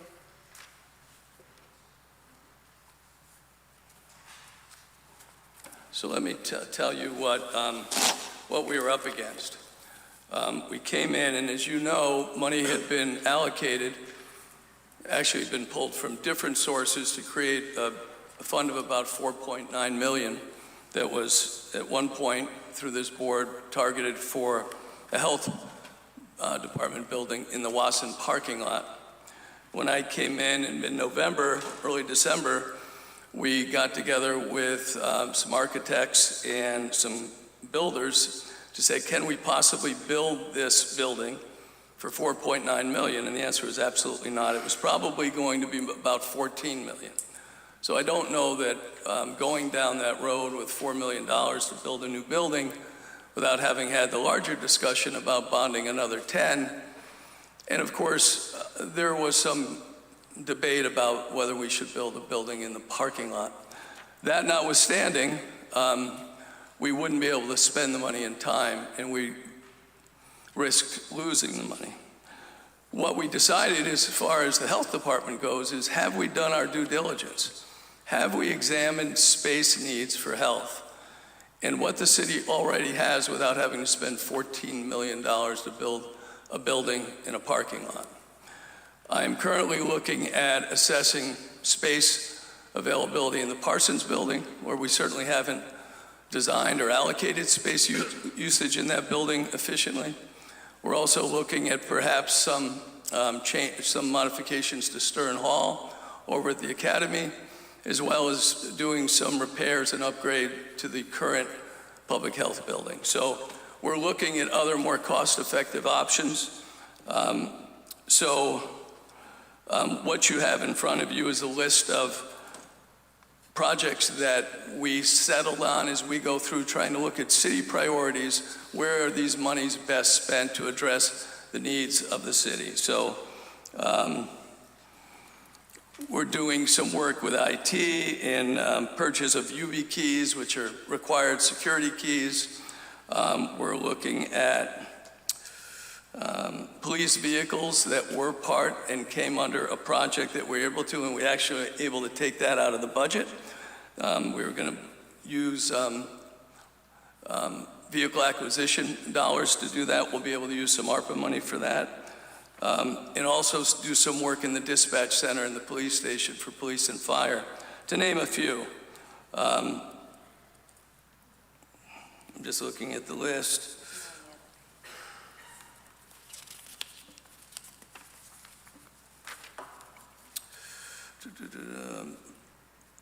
Body-worn cameras for police.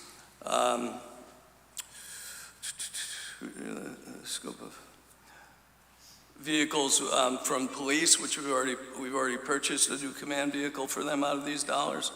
So I think you probably have a pretty up-to-date list here. I don't know. You have Parsons boilers and HVACs, which are very necessary, and we're going to be re-equipping that building with a new HVAC system. I don't know if Director Saley's still here. Yeah, I think 2 boilers or 3 boilers.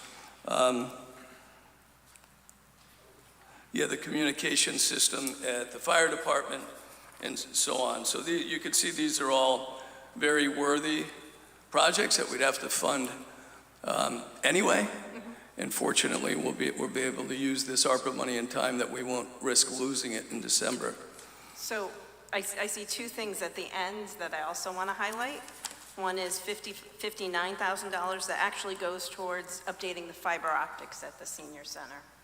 Right. So I know it's not a fund to their operating budget, but it is a way to benefit the senior center, and it appears to fit within the requirements of the grant. Yes. The other one I noticed at the end was the installation of the PA system. I believe that's this PA system in this room. That's right, and some comments from the public tonight on that. We actually had the company in here today and preparing kind of a needs assessment, and then we'll go out to bid. This system is, over 20 years old, we said. So this was one of the targets as well. Yep. And so my last question is this the last go at this ARPA money, or is there still some left that could? We are still working it. We just wanted to get the MOU over. There's still some fine tuning, and I don't know that we have, well, the 700 for health. Yeah, we have some money that we want to be able to use to outfit health and make sure that they have the proper square footage. Okay, so that's the intent of the remaining That's money. right. Okay, thank you. Any more discussion on the motion? Alderman Fowler. Thank you, Mr. Chairman. Through you, just to clarify and kind of following up on what Alderman Federico, I think, identified, that, how is, to Alderman Bevan's amendment, how is updating fiber optics at the senior center an approved project versus providing food for the senior center for those, from my understanding, who benefit from Meals on Wheels? Can you clarify those distinctions? Thank you. Through you, Mr. Chairman, Alderman Fowler. Again, these projects were identified long before I came. I believe the fiber optic is under a project for improved communication systems. You can see that we were able to spend the money on the dispatch center, also communications, improving communications. I imagine if we open it up to be able to say we should be able to give it to departments, the money would go pretty quickly. So these projects, and I'd be happy to get a list of them, and I apologize that maybe this board has not been acquainted with that list and that whole methodology, and that's my fault to the extent that I've been here since November, but I'll be sure that you're made aware of those projects, how they're defined, and how we're using them. Thank you. Thank you, Mr. Mayor. Any more discussion on the motion? Alderman Casey. Through you to, I guess, the mayor. You alluded to, there's more money, potentially more money of ARPA funds. On how much ballpark, I guess? I believe we've actually identified a use for all of it. I think that, is it 700,000 left for health? If you look on page 6, Okay. So section project balances, And if you go to the top, the total remaining is the 744,38893, and that's to designate for the health department's upgrades and renovations. So that's all the ARPA fund available from the government? That's right. Okay. And Yep. also, like, I just have a follow-up question for, I guess, Attorney or the mayor. When we asked Mr. Deepa Joseph, the director of health, about what happened to the building, she mentioned, well, it was this memorandum of understanding. This is a memorandum of understanding too. So what we actually passing? So we authorize we approving it, or we just proving that to supplement you doing something further? Please enlighten me. I appreciate that. I'll address this, Mr. Chair, to Alderman Casey. So you may remember the last time you had an MOU in front of you, it was taking balances from ARPA-approved projects and putting those to the health center.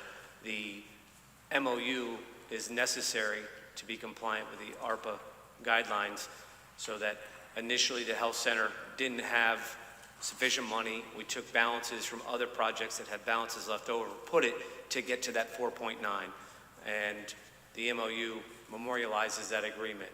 So if we had in fact built a health center building at the Wasson or elsewhere, we would have the MOU. What this MOU is taking the monies that were put towards that through an MOU and reallocating them to other projects. So effectively you're approving these projects to spend this money, but they're interdepartmental allocations. Okay, so we don't have to go back and approve that a second time, this allocations. No, you don't have to approve that a second time. Obviously, if there's any procurement regulations, there's contracts that may come back. Some of these projects may come back to you between now and the end of the calendar year, 12/31, because that's our deadline to spend the money. Okay, to be clear, though, the building for the health department that's now not going forward, we had to be approved the second time, or like, there's a, I guess, concept, I guess. I don't understand why we didn't approve it and was not built, I guess. Well, in terms, I think the mayor alluded, in terms of the approvals for the health center building, it was proposed at Wasson. That went through an 824 process, location, and went through the MOU process in terms of funding. But ultimately, as we got to, I think, the fall of 25, we realized that $5 million would get us one of 3 floors necessary to build it. I think Mayor Smith came in, took a look at it, and found that not only would it not fund the entire building, but the ability to get to contract, to get a design, we would have been up against it from a time perspective, that it didn't make sense to put all eggs in that one basket. So now, going forward, I think that what's before us is more, I guess, I don't hate to say practical, but it's practical, I guess. That's fair enough, I guess? I'll let the mayor speak to it, but it's easier to spend the money on the items addressed in here than it would for a construction of a brand new building. Thanks. And Alderman Casey, if I may, through you, Mr. Chairman, it's not that we don't take the Department of Health's needs seriously, and I'm committed to seeing those through. I've had walkthroughs on Parsons, hoping that we can find space. I think health would be thrilled to be in that building. I'm not sure whether we can find the space, but it's never been efficiently aligned. And so we have the opportunity to look at space needs over there and reconfigure in a way that will, either way, the city needs to know what we have over there. We also are looking at possible changes over at the academy to make room. So I remain committed to support the health department and the director of the health department. But we, to your point, are able to reallocate these funds where we can spend them this year, because we really ran a serious risk of not being able to deliver by the end of December with the building. Appreciate the clarification. I appreciate it. Thank you, Mr. Thank you. Chairman. Any more discussion on the motion? Alderman Bevan.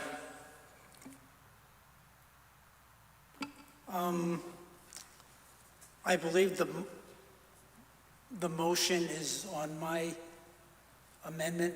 Is that what we're voting on? Because I have an amendment on the floor that's been seconded, and then we had discussion on it, but we have not voted on my amendment yet. Wait, sorry, we're still discussing. You have any more discussion on the amendment? No, I do not. Any more discussion on the amendment? Alderman Healy. Thank you, Mr. Mayor. Through you to Alderman Bevan. Based on what we've just heard in the explanation from the mayor and the city attorney and the list of ARPA funds that are available, this is not a fund that could be utilized in the manner in which you've asked us to vote on $120,000, $100 to the senior center, 20 discretionary funding to be utilized by the senior center director. We understand the importance of the senior center, but it's not ARPA approved. I'm asking if you would withdraw that amendment.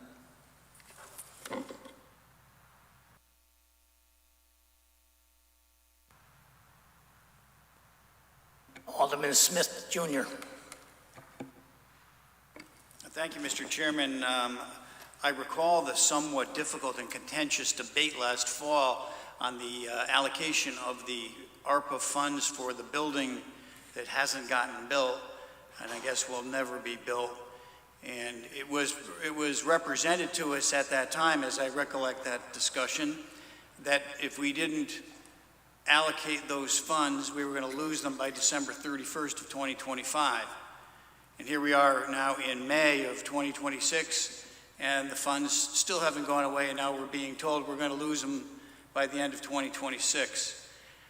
It seems to me that this ARPA program is pretty flexible. Deadlines don't seem to mean too much. I'll bet you lists don't mean too much. I think if we pass this amendment and go back to whoever it is that's making up these lists, they'd say okay to this, because this seems to be right in the middle of the wheelhouse for the kinds of things that the ARPA funds were intended for.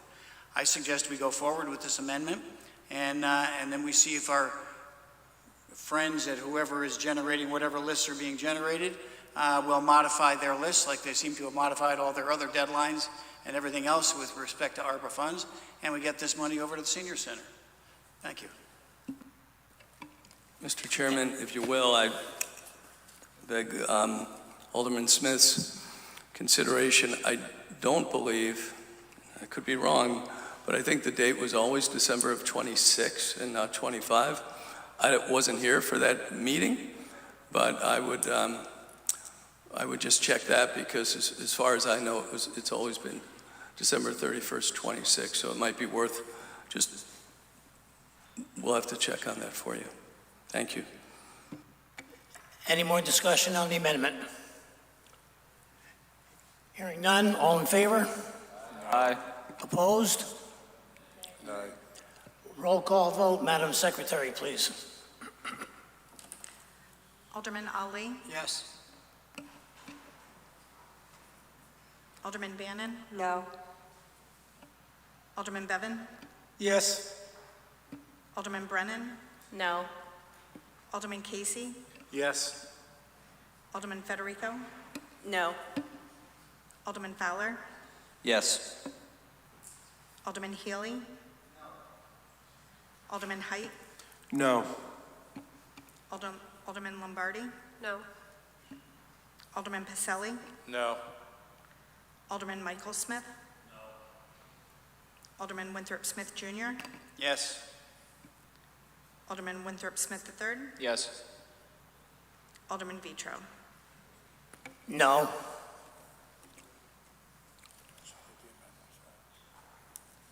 Nine no, 6 yes. 9 no, 6 yes. The amendment fails.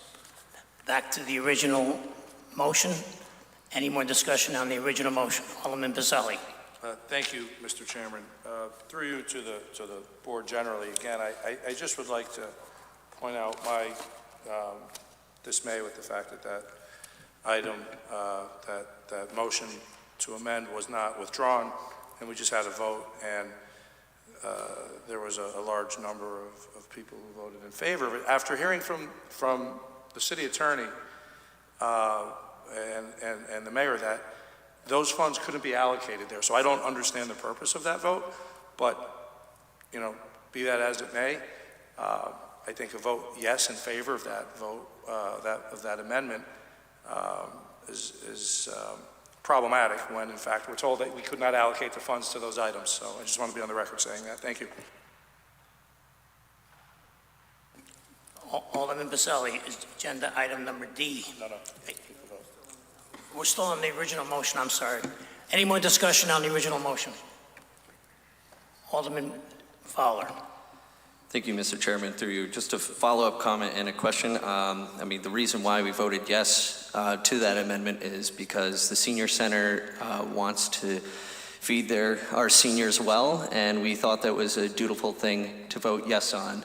But a clarifying question since there is $744,000 left of ARPA funding, again, just where are we going to spend the rest of that money if it runs out later this year? Thank you. I don't know who to direct that to the mayor. Just to follow up on that. Mr. Chairman, through you to Alderman Fowler, that money has been tagged for addressing the Department of Public Health and the needs that you all recognized last year when you approved building a building. As I said, we couldn't build it for $4 million, but we've done some rough estimates and are going to get some estimates on work at Stern Hall, as well as improvements to the first floor at the existing building, and we may end up investing in reconfiguring the Parsons building. So that money is going to be dedicated to addressing the needs of our Department of Health. Thank you very much. You bet.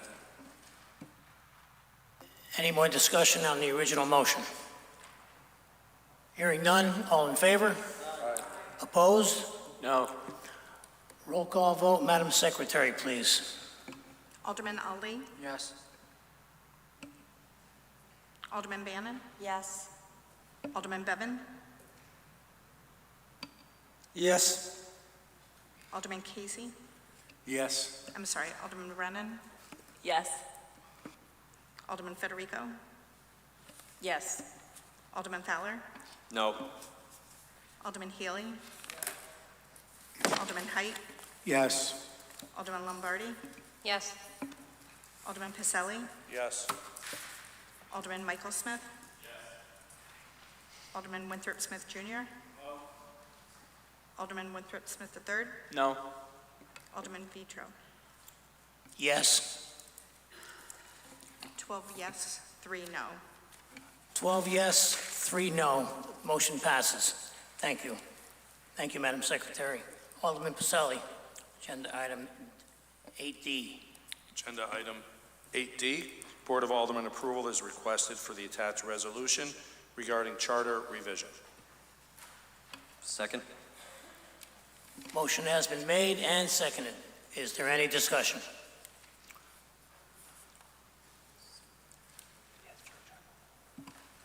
Yes, Alderman Alley. Through you, Mr. Chairman, if Attorney Bertram could just explain to us the process for the charter revision. Mr. Chair, through you to Alderman Ali, in its most brief and succinct explanation, essentially, to open a charter requires 2/3 vote of the municipality's legislative body.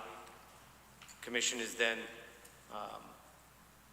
created by this body. The charter revision is tasked with the substantive work of reviewing and drafting any charter revisions, conducts a comprehensive review, drafts proposed amendments, and where appropriate, full charter review, holds all the required public hearings, and prepares a preliminary draft and report, submits it to this board. This board has a period of time to comment, review, send back suggestions. Commission then goes back, reviews it, and submits a proposed final report, at which time the Board of Aldermen would vote to accept or reject any of the recommended changes, and then decide what goes to the electorate by way of referendum. And then when the citizens vote on the charter revisions, is it line item by line item, or is it in favor of everything and, or in favor of nothing? That is up to this board. This board decides whether it's one vote for 1, 2, 3, 4, 5 changes, or line by line, issue by issue type vote. And then I know that there's from 8E that there are recommendations for the committee to consider. Are there other, are they allowed to go and look at other considerations other than what's being recommended? In terms of the commission, Right. the commission could, yes, but this board could reject it, yes. Thank you. Mr. Chairman, if I may, I just want to address some of the misunderstandings about the role of the commission and its authority, because I think there's a misunderstanding out there. As you know, the recommended board was 5 people who I hold in high regard and not partisan. It's not a partisan issue, although in some moments it feels like it's straining to be. This commission, the commission will decide the scope of the changes. So right now, the recommended commission is 3 Republicans and 2 Democrats. Former Mayor Riccitelli, former associate of yours on the Board of Aldermen, Scott Marlowe, and the chairman of the Police Commission and local attorney, John Major, as well as our own city attorney and another local attorney, Emily McDonough Sousa. What they bring to this board is all the board can act upon. They decide the scope. This board cannot reach around that scope and add additional items. What Attorney Burcham neglected to say, your board can accept, reject, or accept in part, but it cannot add to the commission's product, their work product. What they bring to you, they are the sole deciders, if you will, of what goes into that recommendation. So any fear that one party is going to, run roughshod over this and expand, and the commission is going to decide the scope, and they're going to present it to you.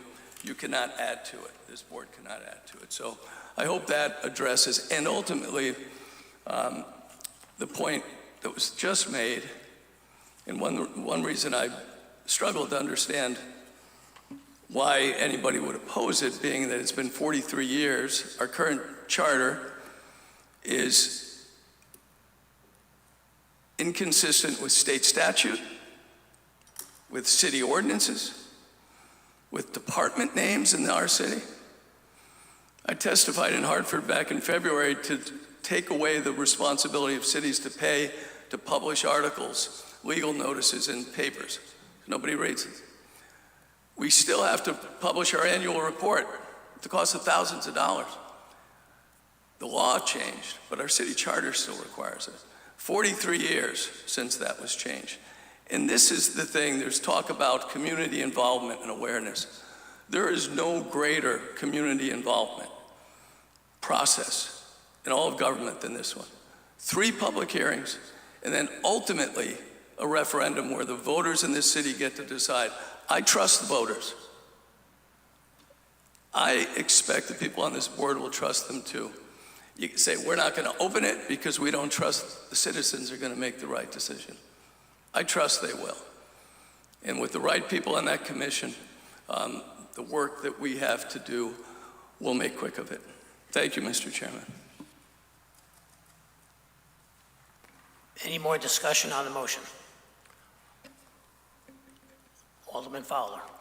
Thank you, Mr. Chairman. Through you, this is not a question, but more of a comment, and I just want to address why I can't support revising the charter with the recommendations listed, particularly the third point that is both vague and broad, consisting of language like given changes in society and consistent with today's standards. These are not identifiable issues, and the rationale is, to me, questionable since standards can change. And this recommended commission should have concrete items and tasks to address. We should be cautious and intentional about what we consider to revise and address. The charter is to Milford as the Constitution is to the United States. Revising the charter then should not be taken lightly.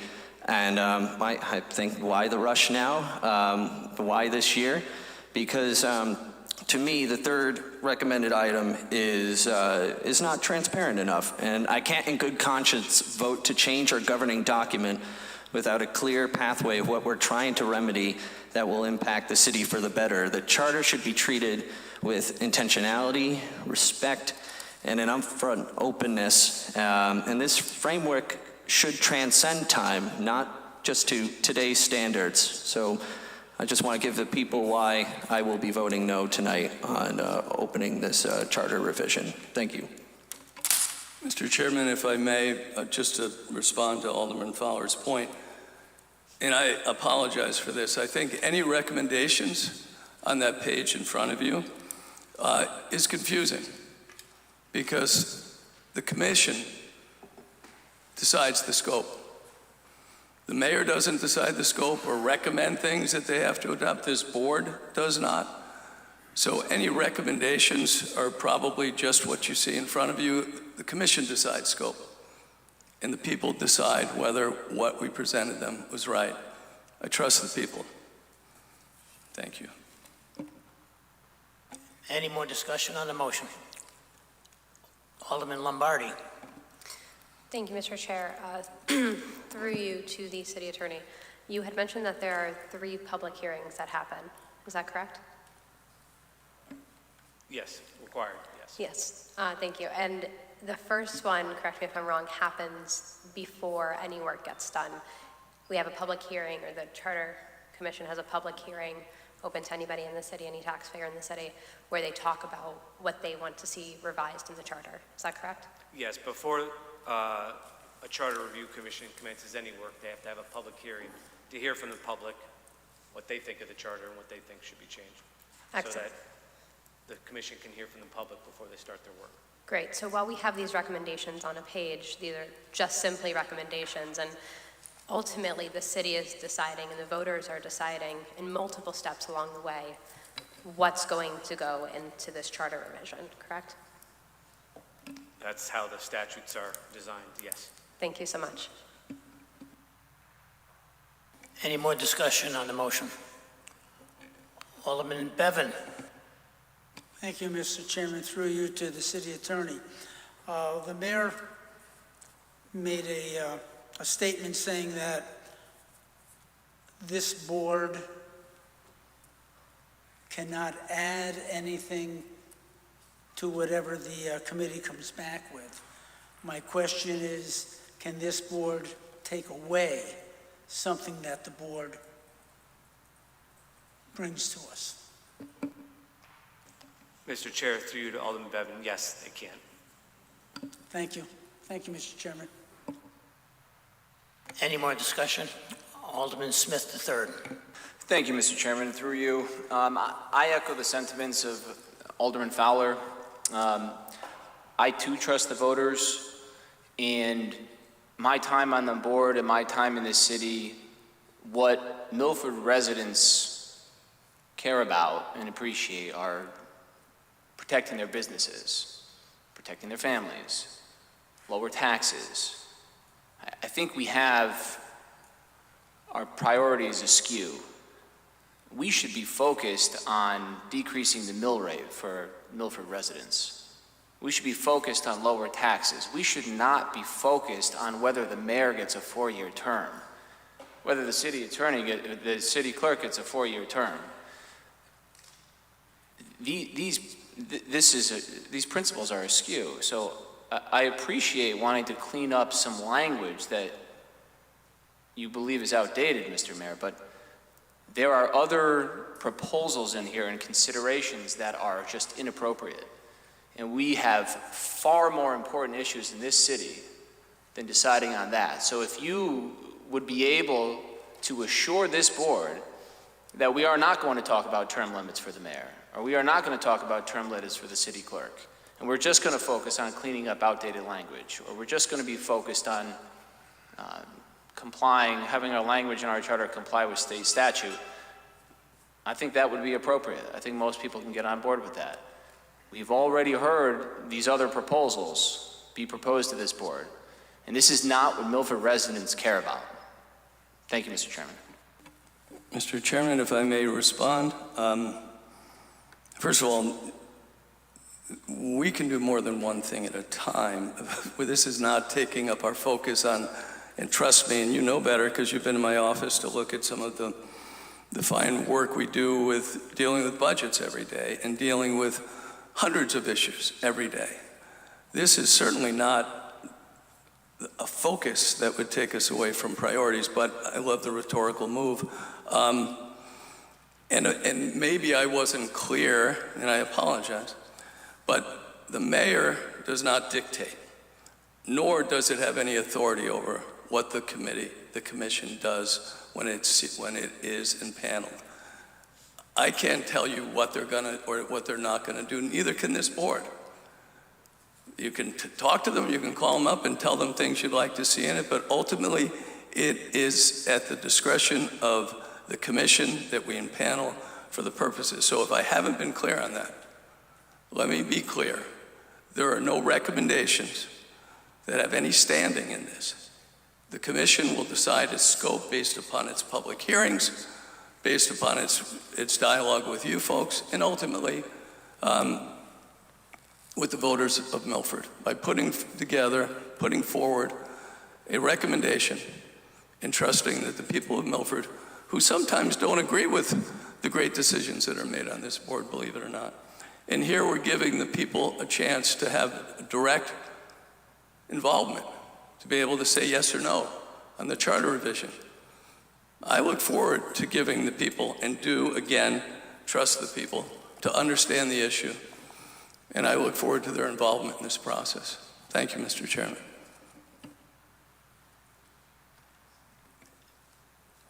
Alderman Federico. Thank you, Mr. Chairman.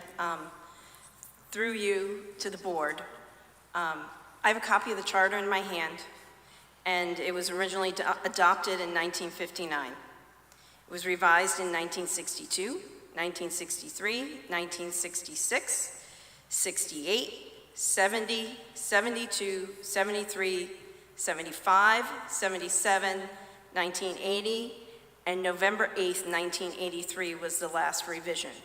So there was a good 20 years there where this board was comfortable recognizing that things needed to be changed and updated in the charter. In 1983, by the way, I was 12 years old. Some members of this board were not here yet, so I can't say, think about where you were in 1983, because some people didn't exist then. A lot has changed. A ton has changed in our world. And what I've always heard about the charter, and someone said, a speaker said it earlier tonight, if you open up the charter, it opens up everything. Now that I see this, so there's been this fear that has held us back for 43 years, that we couldn't make updates to this document.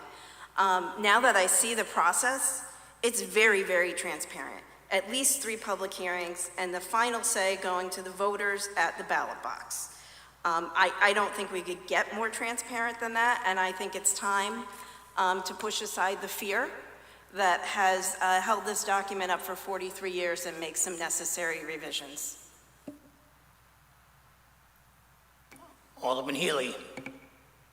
Thank you, Mr. Chairman. Through you, as Alderman Federico had outlined, and my distinguished colleagues here also outlined, that this is the Constitution for the city of Milford. And I use it continuously. I've got highlighted yellow sections. I've got sticky notes that are here. And when I first got on the board, I needed to understand this document along with the budget documents and quite a few other things to do my due diligence and to represent the people from my district. I'm certainly not afraid of opening this document and having our commission, a distinguished members, 5 outstanding public servants, the prior mayor, city attorney, outstanding folks, look at it.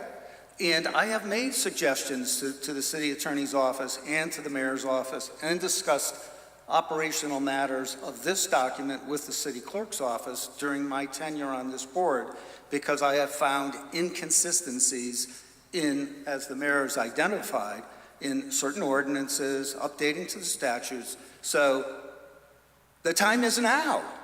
This is not rushed, and we will have great public comment. We will have a distinguished commission.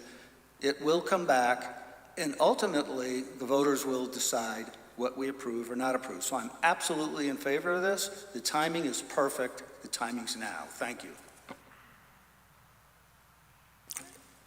Any more discussion? Alderman Casey. Thank you. I guess to the city attorney.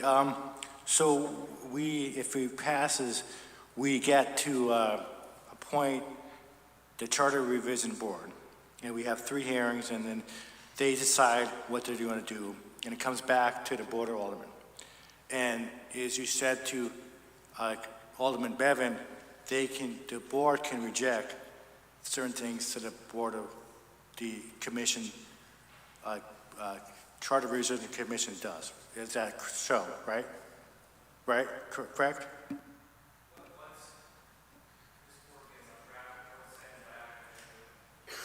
I'm sorry. Mr. Chair, through you. This board will see an initial proposed report, have comments, feedback to the commission. At some point, this board would get a final report. That report, there'll be votes on any proposed changes, cannot add to that, can reject or accept all to go to the electorate. So you saying that they can't amend, we can't amend the board, Charter Revision Board? Correct. You can accept or reject the final report in part or in whole. Okay, and I just globally, I see a lot of, I worked for plenty of cities, and as an attorney years ago, some more recently, and I'm hesitant to support a charter revision because, sometimes they go too much. I've seen certain charters that have it's ordinance. It's basically an ordinance, and that's not really should be governing a document.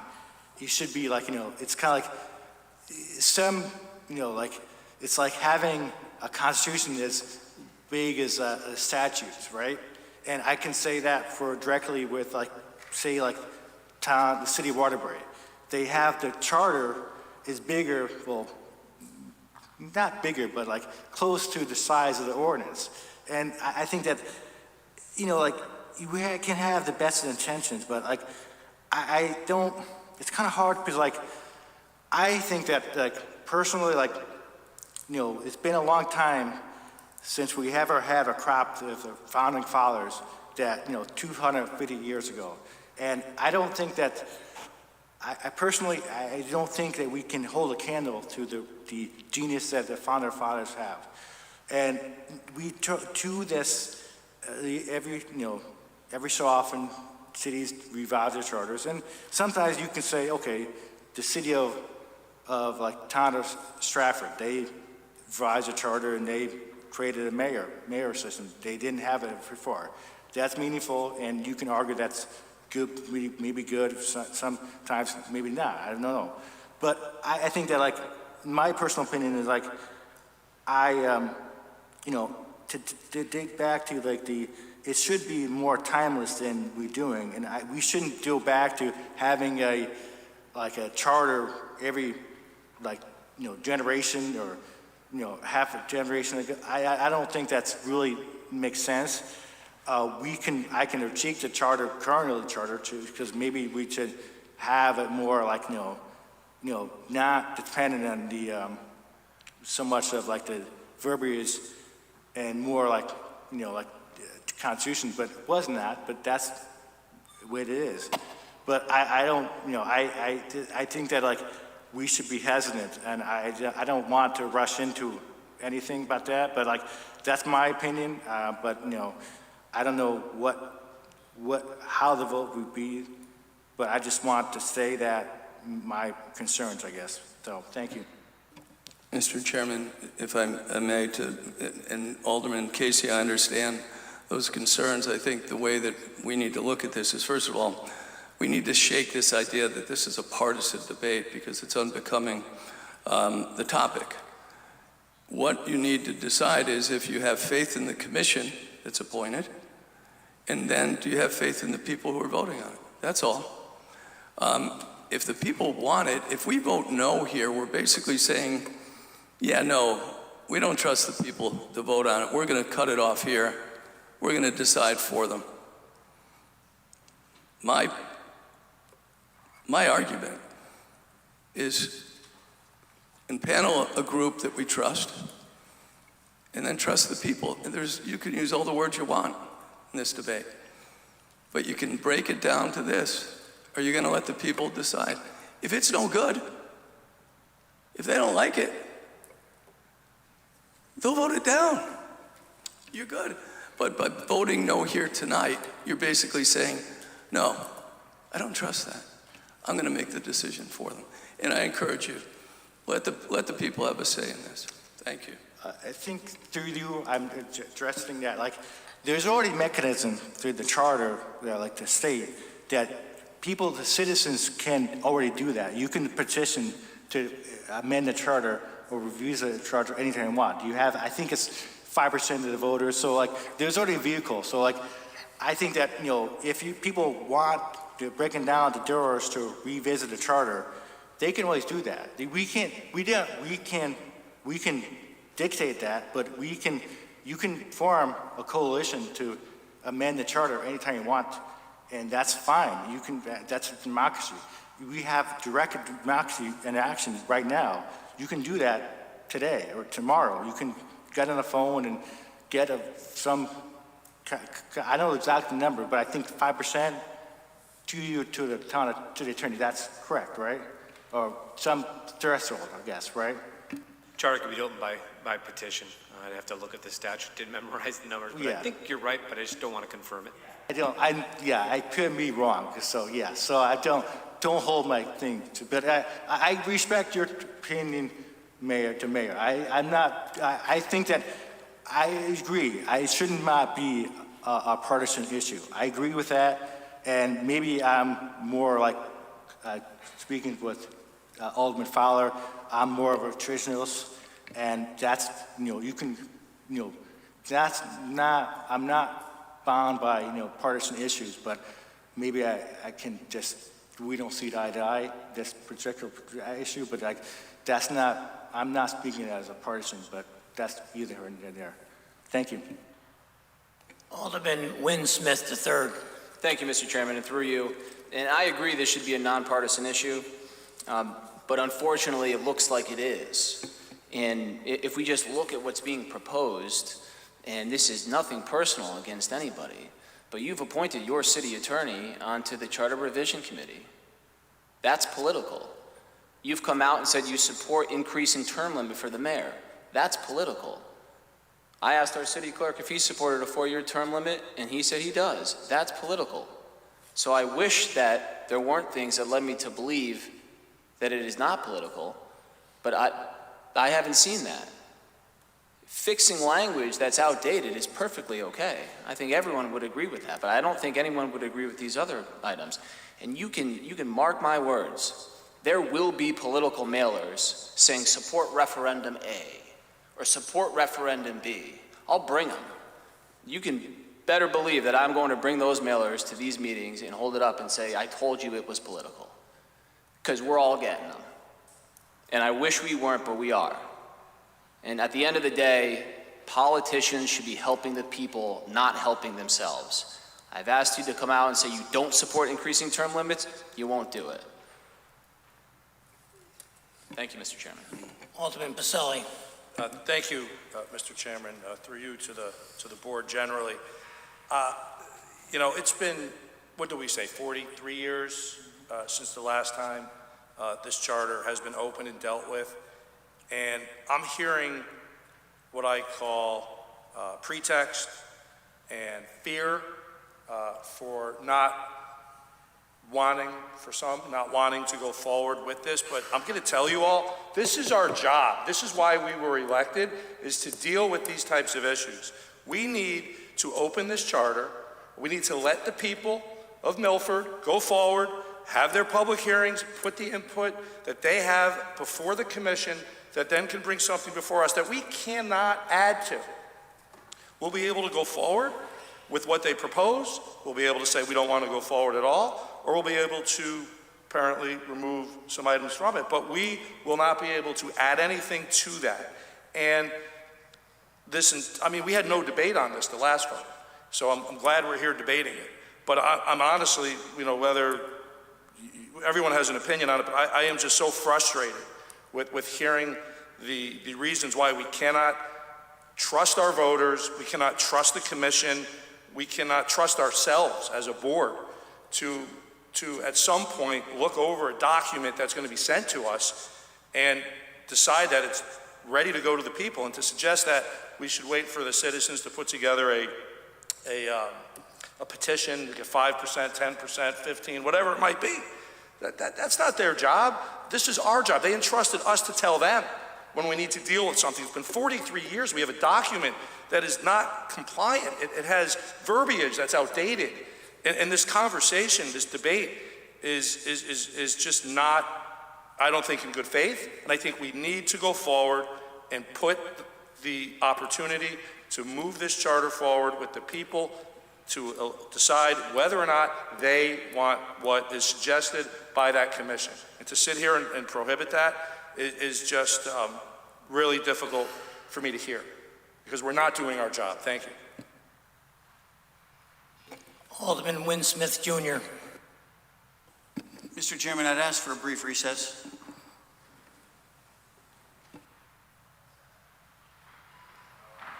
Five-minute recess.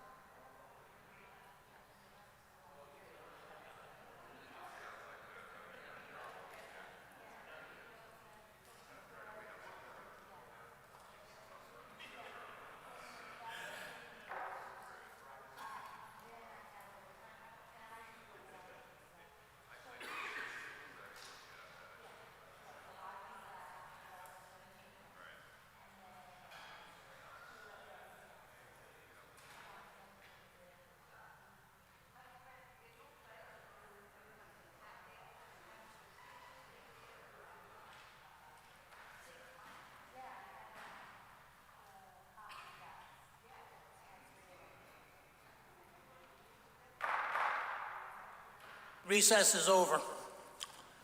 Any more discussion on the motion? I don't see any. All in favor? Aye. Opposed? No. Roll call vote, Madam Secretary, please. Alderman Ali. Alderman Bannon. Yes. Alderman Bevan. No. Alderman Brennan. Yes. Alderman Casey. No. Alderman Federico. Yes. Alderman Fowler. No. Alderman Healy. Alderman Height. Yes. Alderman Lombardi. Yes. Alderman Pacelli. Yes. Alderman Michael Smith. Alderman Winthrop Smith Jr. Alderman Winthrop Smith III. No. Alderman Vitro. Yes.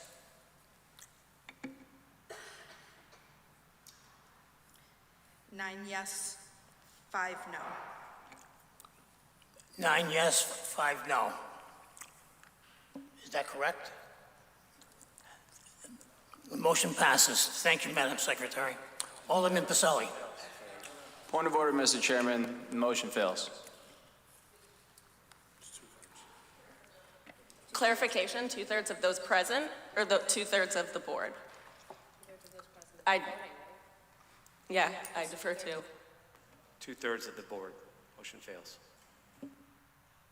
This particular motion, this particular motion requires 10 yeses. So the motion fails. Alderman Pacelli. Agenda 8E.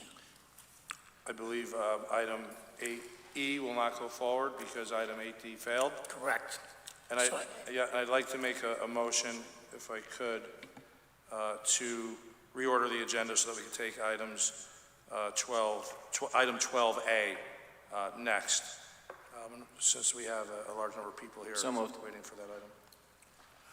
Motion is made to reorder the agenda and seconded Second. to reorder the agenda for the ordinance committee. Alderman Pacelli. All in favor? Aye. Opposed? It passes. Alderman Pacelli. Agenda item 12A, just to report the items listed under 12A did pass at the ordinance committee level to be brought before the entire board. Item 1, 12A1, an ordinance adopting Chapter 11 Housing, Article 5, Short-Term Residential Rentals, Section 11-160 through 11-172 of the City of Milford Code of Ordinances.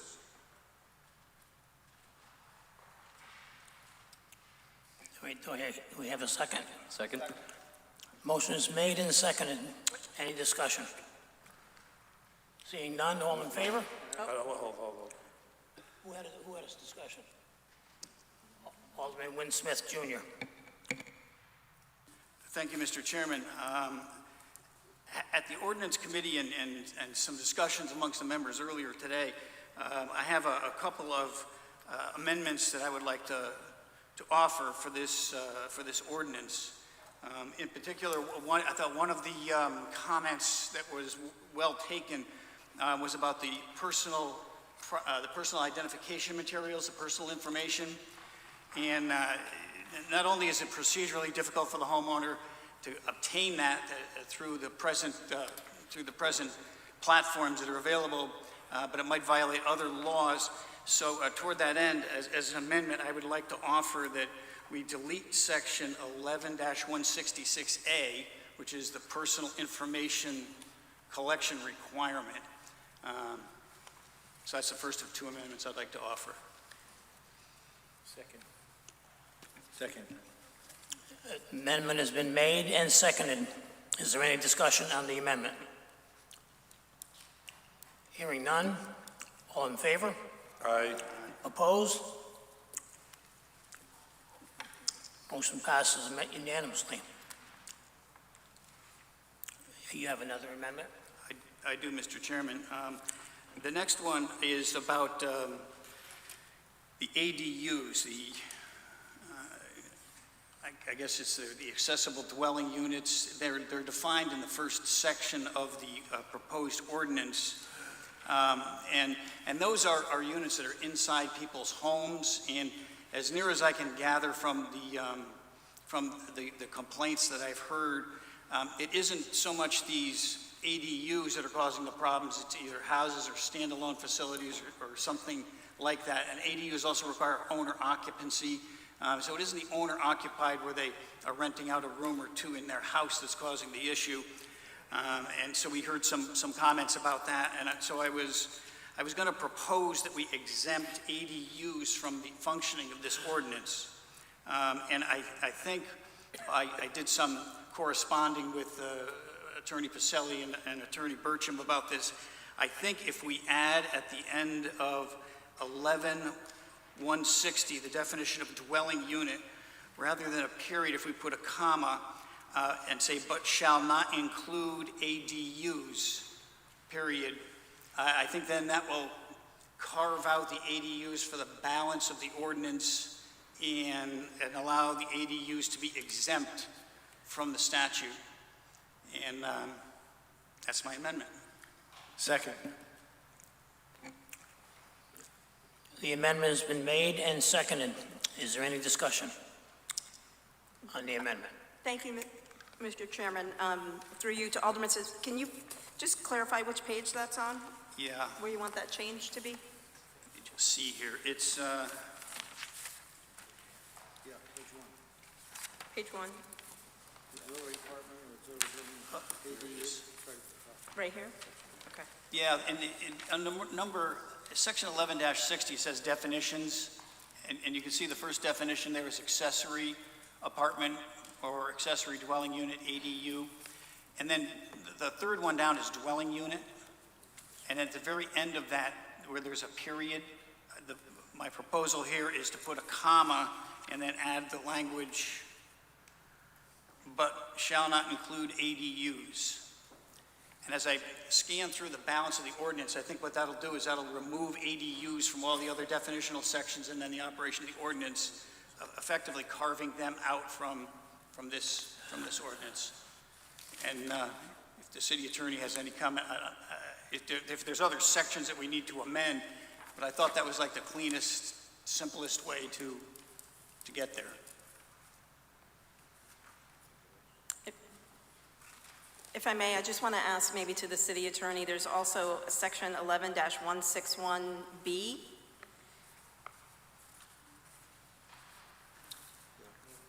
Which says no accessory or ADU shall be used as a short-term residential rental. So are we intending to strike that as well?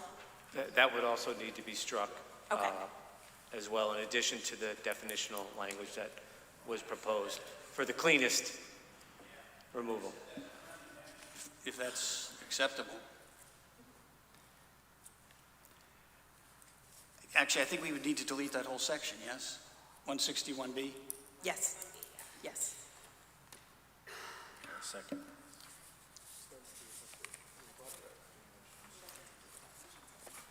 So you made that clear enough? You know what? Yes. You satisfied with that? Yes. Any more discussion on the amendment? Mr. Chairman, I know we had a long recess. Can I ask for a 2-minute recess? And you can hold us to that. 2 minutes, come knock on our door. 2 minutes, don't make it like last time. Will do, Mr. Chairman. Thank you so much. Yeah, I wanted to caucus this.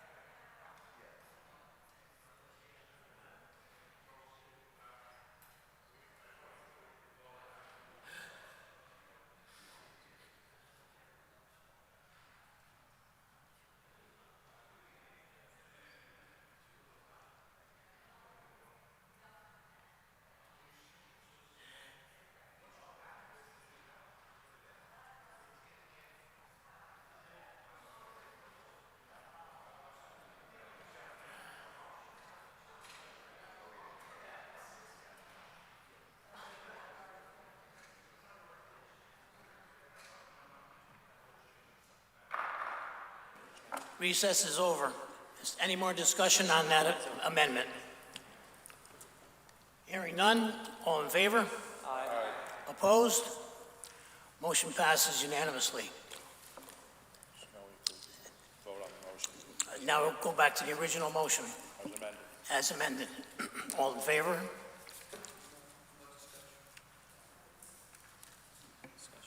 Discussion on the original motion as amended. Alderman Smith III. Thank you, Mr. Chairman, and through you. When we had discussed this and I looked at the language of some of this, I was originally for it, and that's why I think the public comment is so important. And the information given to us is so important because hearing from all of you, business owners, you've given some really, this is from Tara Kolakowski. I don't know if Tara's still here, but there's some pretty compelling case law here, and she has referenced noise ordinance, parking rules, nuisance laws, safety codes. I think the solution is better enforcement as opposed to any sort of onerous restriction. So, I was originally for it, and so I appreciate you guys coming here because I'm a no to this now. So, thank you. Thank you, Mr. Chairman. Any more discussion on the amendment, the amended motion? Alderman Alley. I too just want to thank the residents to coming out today and previously providing their input with regards to this ordinance. I do see this as something that, although may seem a bit reasonable, I cannot, it's not something that I agree with. I think it does burden the citizens and the homeowners that want to have Airbnbs and Verbos, and so I too will be voting no on this. Alderman Pacelli. Thank you, Mr. Chairman. Again, thank you to everyone who did show up today and speak in public comment, both in the ordinance committee and then in the board meeting. I think what we have here strikes a balance. Certainly, people that own their various properties should and will, should this ordinance pass, have the right to rent short-term, and will have minimal but important requirements to register. And over my, I think it's 5 years now on this board, I've seen many people come forward with issues and being on both sides of this, but having issues with people. This is not just an East Broadway problem. There's a lot of people here from East Broadway and the Silver Sands or Silver Beach Association. I happen to be a resident in that area, so I'm familiar with what happens there. But I see this as a citywide ordinance, and I know today a very specific group of people did show up to talk about it, but I'm looking at this from a broader perspective on behalf of the whole city. And I think it strikes a nice balance the way it's currently constituted as amended. That's why I'll be voting in favor of it, and I still think it balances out the ability for people to rent and to have all the things they want and need without having the onerous reporting and items that were concerns that were brought up today, which I'm happy to see would be out of the ordinance if we do go forward and pass it. Thank you. Any more discussion on the amendment motion? Yes, Alderman Federico. Thank you, Mr. Chairman. Through you, just to the city attorney, I just wanted to, if you could give us a little synopsis of the ordinance and its intent. When I read it, correct me if I'm wrong, when I read it, the burden, I want to be clear about the burden that's being placed on the hosts or the people who rent out their homes. It seems like they have to register once a year, pay $50, and then the rest of the ordinance is really just about if there's violations at their home, then they risk losing the permit. Mr. Chair, to Alder Federico, that's the ordinance as proposed in substance. Essentially just, I know there was some comment earlier in public comment in terms of the ability of this board to adopt an ordinance like this. House Bill 5416, which ultimately became Public Act 24-143, which is entitled to licensure of short-term rental properties. And that statute provides that any municipality may, by the vote of its legislative body, adopt an ordinance requiring the licensure of short-term rental properties in such municipality and regulating the operation and use of such properties. Now, this is not an issue that's probably new to this board. It's been a subject of discussion for at least the last several years across 3 administrations that I've had the privilege of being city attorney. I know that in the last 4 or 5 months, there's been a lot of public comment, and the mayor asked my office to put together a measured, not overreaching ordinance. We look to other communities around. There are some that have taken more draconian measures. Orange, for example, not a shoreline community, but they banned any short-term rentals. East Haven adopted a short-term rental ordinance, which I think is much more aggressive than ours. Brantford has enacted an ordinance.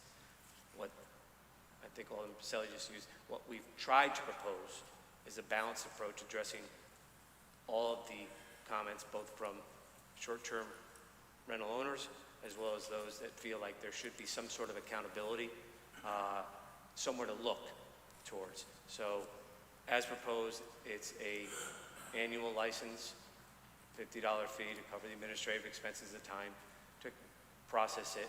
The second ordinance is the citation hearing procedure, which provides for and guarantees any due process should there be a revocation or non-renewal of that license for violations. The violations are really geared towards public health and safety, ensuring that the property is consistent with the fire code, allowing for, with coordination with the owner, inspection if there are complaints. There was comments about repeat offenses and what that means. Obviously, if there's a neighbor that calls and there is no foundation, no basis for it, then I'm sure the police will echo that. There have to be a finding. We're not going to look to revoke permits in a draconian way. So really, it's as proposed, it's simply a licensing issue with some sort of ability to redress if there are violations. Thank you. Yeah, I will be supporting this, and I appreciate all the people that came out to talk to us. We've been hearing from months from people on both sides, and I truly appreciate the folks who spoke tonight about the importance of being able to continue these short-term rentals, and I think our current, this ordinance before us does strike the right balance. Thank you. Any more discussion on the amended motion? Alderman Fowler. Thank you, Mr. Chairman. Through you, just a couple questions about the amended ordinance. I'm looking, I think this probably could be addressed to the city attorney. I see under section 11, 161, letter C, it's talking about how boroughs, taxing districts, homeowners associations, et cetera, may adopt their own rules. And it says later on in that paragraph that if they enact their own rules, the more restrictive rules shall take precedence. I just want to clarify, what is the due process, how does that affect an owner of a short-term rental unit's due process? And I don't know, to me it looks like it might create maybe some enforcement issues. Can you just clarify how that would operate? Mr. Chair, through you to Alderman Fowler, that is up to the boroughs, taxing districts, and homeowner association if they want to enact more restrictive. This is the floor. If they enact more restrictive, they would have to answer to any due process requirements, because those would be their own rules to enforce and challenge legally. What I'm comfortable with, as proposed this ordinance, that it is legally valid. It's exactly what the state legislature empowered municipalities to do. And this is the floor. We can, should this board choose to, require an annual license. We can require, set some operating things, basic health and safety, fire code, which are reflected in the ordinance. If a homeowners association enacted bylaws which prohibited short-term rentals, then those subject to that would have a challenge in court as to the homeowners association, not the city. We would not be enforcing those restrictive. It wouldn't Okay. be our burden. Okay, yeah, that clarifies that. I do have another question under section 11-163, paragraph B. It says about the enforcement agent, it shall develop and maintain a short-term residential rental permit application form, which may be amended from time to time. That last clause, which may be amended from time to time, I guess who would that, by whose authority would that permit be amended? Would that come back to this board to be amended? Would it be through the enforcement agent? Who oversees that? Mr. Chair, through Alderman Fowler, that's a good question. As written, it would not require to come back before the application. The application obviously would have to be consistent with the ordinance, but I know we've put a draft together of a proposed one, just so that if it were passed, we'd be ready. But if this board wanted for any amendments on the application to come back, that's what this legislative process is all about. Gotcha. Understood. I take no pride in authorship. And I guess I don't know who to direct this last question to, because a lot of the onus of this, the enforcement, is going to be on the zoning enforcement officer of the city of Milford to again oversee it. Well, I guess I'm wondering, what are the job responsibilities of that person right now, and will the city maybe, because of this ordinance, have to hire additional personnel to also enforce this ordinance? Mr. Chair, through you to Alderman Fowler, and I think the mayor's getting ready to speak as well. As drafted, it's the enforcement powers is to the zoning enforcement officer who's tasked with enforcing our zoning regulations. This is an ordinance. Some communities have adopted zoning regulations to regulate short-term rentals. What's before you is an ordinance, so it is akin to his job duties already. If there's a violation, investigating, he would obviously be charged or tasked with taking in evidence, making a determination of whether a violation occurred. Depending on the workflow, if any, the ordinance is drafted allows the mayor to designate assistance as he sees fit. They could provide assistance. I know that Carol Mitten, the Director of Permitting and Land Use, has spoken with Stephen Harris, our zoning enforcement officer, about this, and they said, well, call me on Tuesday morning, let me know if it passes. Thank you. Any more discussion on the amended motion? Alderman Bevan. Thank you, Mr. Chairman. To the rest of the board, sitting at the ordinance meeting, I kept score. And of the people that came up and spoke, of the 15 people that came up, 14 of them said that they did not want this to go through. They wanted a no vote on this. Only one person, to my record keeping, was in favor of either one of these ordinances. I just want to bring that to the board, that the people, and I don't know if they're still sitting here, are the people that wanted this to be a no vote. That's it. Thank you, Mr. Chairman. Any more discussion on the amended motion? Alderman Smith, Jr. Thank you, Mr. Chairman. To the city attorney, I just wanted to ask about one of the defined terms on page 2. It says short-term residential rental or short-term residential rental unit shall mean any furnished living space in a dwelling. So does that mean if the unit is unfurnished, it would not be covered by this ordinance? Mr. Chair, through you to Alderman Smith, second. That's directly from the state statute, word for word. I think it also short-term rental, you have to provide the renter a bed. So it couldn't be unfurnished. They need to be provided a bed.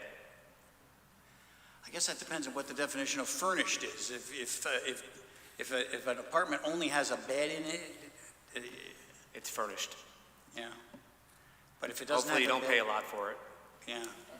It just, the way it reads, it looks like if it's an unfurnished apartment, whatever that means, it's not covered by this framework. I just note that, I It would guess. probably get a negative review on Airbnb.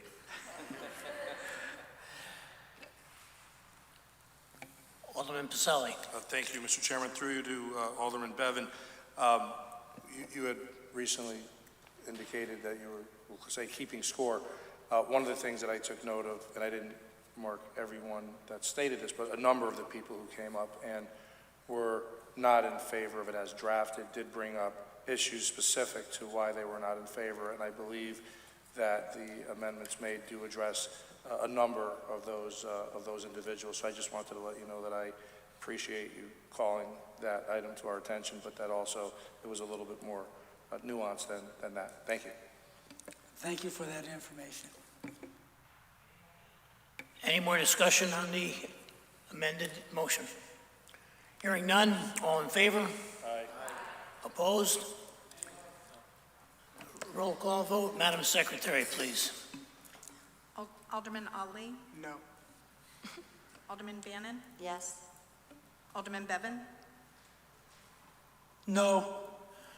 Alderman Brennan? Yes. Alderman Casey? No. Alderman Federico? Yes. Alderman Fowler? No. Alderman Healy? Alderman Height? Yes. Alderman Lombardi? Yes. Alderman Pacelli? Yes. Alderman Michael Smith? Alderman Winthrop Smith Jr.? No? Alderman Winthrop Smith III? No. Alderman Vitro? Yes. 9 yes, 6 no. 9 yes, 6 no. The motion passes. Alderman Pacelli. Agenda item 12A2, an ordinance adopting Chapter 1 General Provisions, Article 2 Citation Procedures, Sections 1 through 16 through 1-24 of the City of Milford Code of Ordinances. Second. Motion has been made and seconded. Is there any discussion? Hearing none, all in favor? Aye. Opposed? Roll call vote. Madam Secretary, please. Alderman Ali? No. Alderman Bannon? Yes. Alderman Bevan? No. Alderman Brennan? Yes. Alderman Casey? No. Alderman Federico? Yes. Alderman Fowler? Nope. Alderman Healy? Alderman Height? Yes. Alderman Lombardi? Yes. Alderman Pacelli? Yes. Alderman Michael Smith? Alderman Winthrop Smith Jr.? No? Alderman Winthrop Smith III? No. Alderman Vitro? Yes. 9 yes, 6 no. The vote was 9 yes, 6 no. The motion passes. Thank you, Madam Secretary. We'll go back to 8F. Alderman Pacelli. Agenda item 8F, Board of Aldermen approval is requested for the attached Planning and Zoning Board referral to approve construction within the City of Milford easement for parking for 40 Broad Street, excuse me, dated December 29th, 2025, pursuant to Connecticut General Statute Section 8-24, and authorize the mayor and city attorney to take all steps necessary, including signing all documents to effectuate said agreement. Second. Motion has been made and seconded. Is there any discussion? Seeing no, Yes, yes. I'd like to Discussion, call yes. upon Attorney Lynch to make a presentation. just trying to shorten the meeting up. May we? Mr. Chair, I'll introduce Attorney Lynch and just give a little background. So Attorney Lynch represents the owner of 40 Broad Street. It's 2 walls, and this was the subject of a prior 824 hearing before the Planning and Zoning Commission. This is, I used to call it the White Elephant building behind Colony Pizza. And there was a proposal. The owner of the property wishes to develop it, to add some apartments above 7 existing parking spots, which are subject to a municipal easement. The easement provides that if there's a partial release of the easement, it requires both P&Z and legislative approval. They've got the P&Z approval. This is the 824 and approval under the easement. It is a temporary release of the municipal easement for the period of construction, not a full release. And without further ado, Attorney Lynch can kind of walk you through what his client wishes to do with his property. All right. Good evening, Mr. Chairman, members of the board. I know it's late. I'll try to be as brief as I can. My name is Thomas Lynch, and I'm an attorney with the law firm Lynch, Trimbicki, and Boynton. And my office is located here in Milford at 63 Cherry Street. And I am here tonight with my client, Stu Walls. I think a lot of the board members are familiar with Stu. He's lived here his whole life. He's a member of the Downtown Business Association with his photography studio, Woodstock Studio, which is located at Armory Walk. So some 20 years ago, Stu bought the property at 40 South Broad Street. It's the white building at the back end of the parking lot behind Colony Pizza.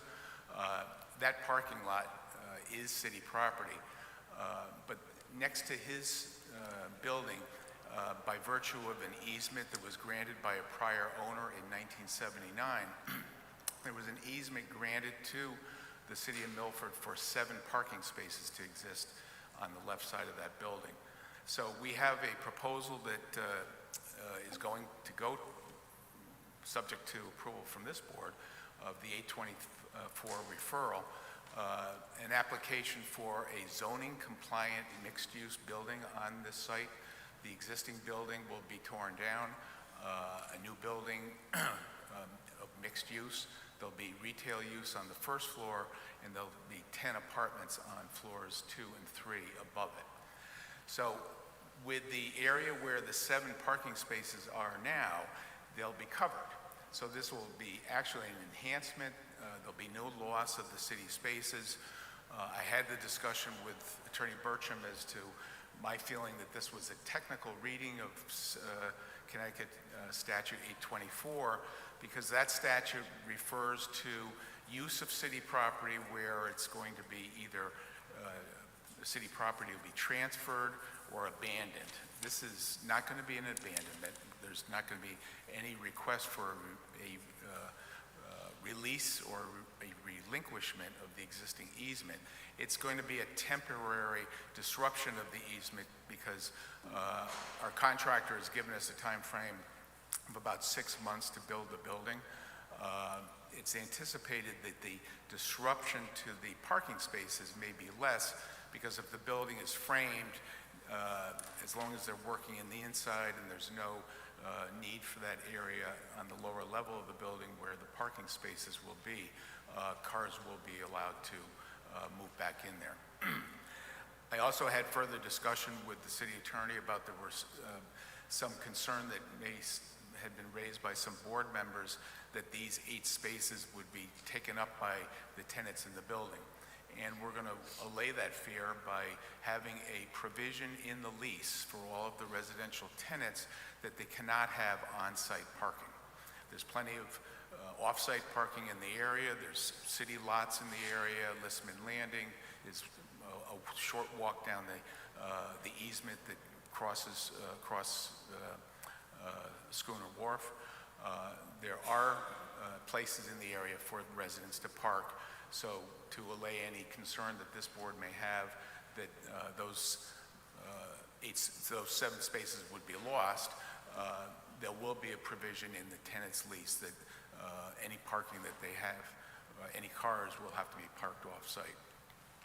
So I think that it's a reasonable request, and like I said, there's no disruption of the easement, and the parking spaces will actually be enhanced because once this building is built, this is going to be on the lower level of the building, so these 7 parking spaces now will actually be covered rather than being open as they are now.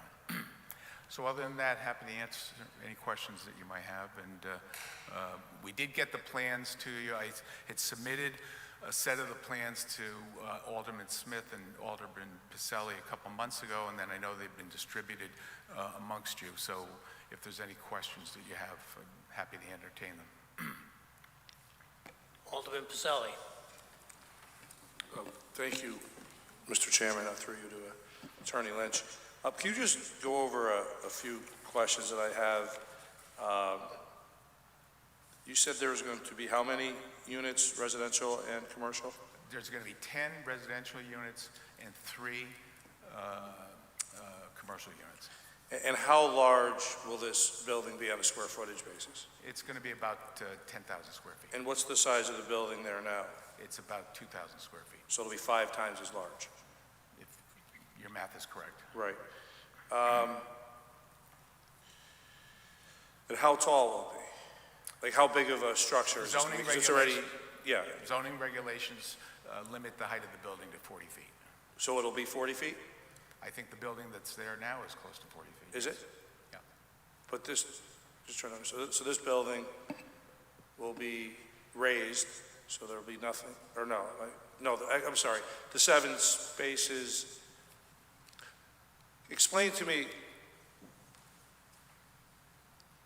those 7 spaces that will be covered, there's no building on them now, there's no building above them now. That's correct. So, Right. so the footprint will be the same of the building on the ground level, but then higher up. Yes, The and there'll be second an floor. archway over, and the parking spaces will be underneath Got the it. archway. All right, so it'll take up a larger area than the footprint we currently see, but it will have parking spaces underneath of a portion of the building. And I can assure you that the building will be completely zoning compliant. Right, of course, okay.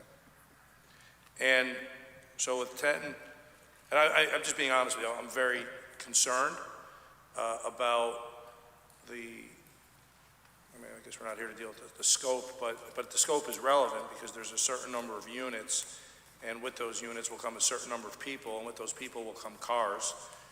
So right now we have how many commercial spots there currently? There's no Today? commercial spots. Or today, excuse me, today, how many Those units 8, are in the the building? 7 spaces that are there are open. No, I'm sorry, the building that's there now has 2 tenants? Has 3 tenants. 3 tenants, Right. okay. So you had 3, you'll still have 3, but now you'll have the addition of 10 residential units. That's correct, but again, I don't mean to belabor the point, but I think you're getting into the realm of acting as a planning and zoning. No, board not at all. rather No. than a Board of Aldermen No. member listening to a request to temporarily disrupt the use of a city easement. Understood, but I just, I'm trying to rationalize where everyone will be parking, both during construction, obviously it sounds like in this easement area. Well, during construction, there'll be no parking, there'll be no tenants. So your concern should be where will people park after the building's Where will the constructed? contractors park while they're doing their work? They're not going to disrupt the parking lot. They'll have to park off-site. So the contractors will be off-site and then walk back and forth? They'll be instructed to do that. Okay. And once the residents have occupied, assuming there's 10 units, There'll be a provision in their lease that they cannot park on-site. so how do you, I just don't understand, how do you determine whether or not a car that's in the municipal lot is one of their cars versus someone else's car?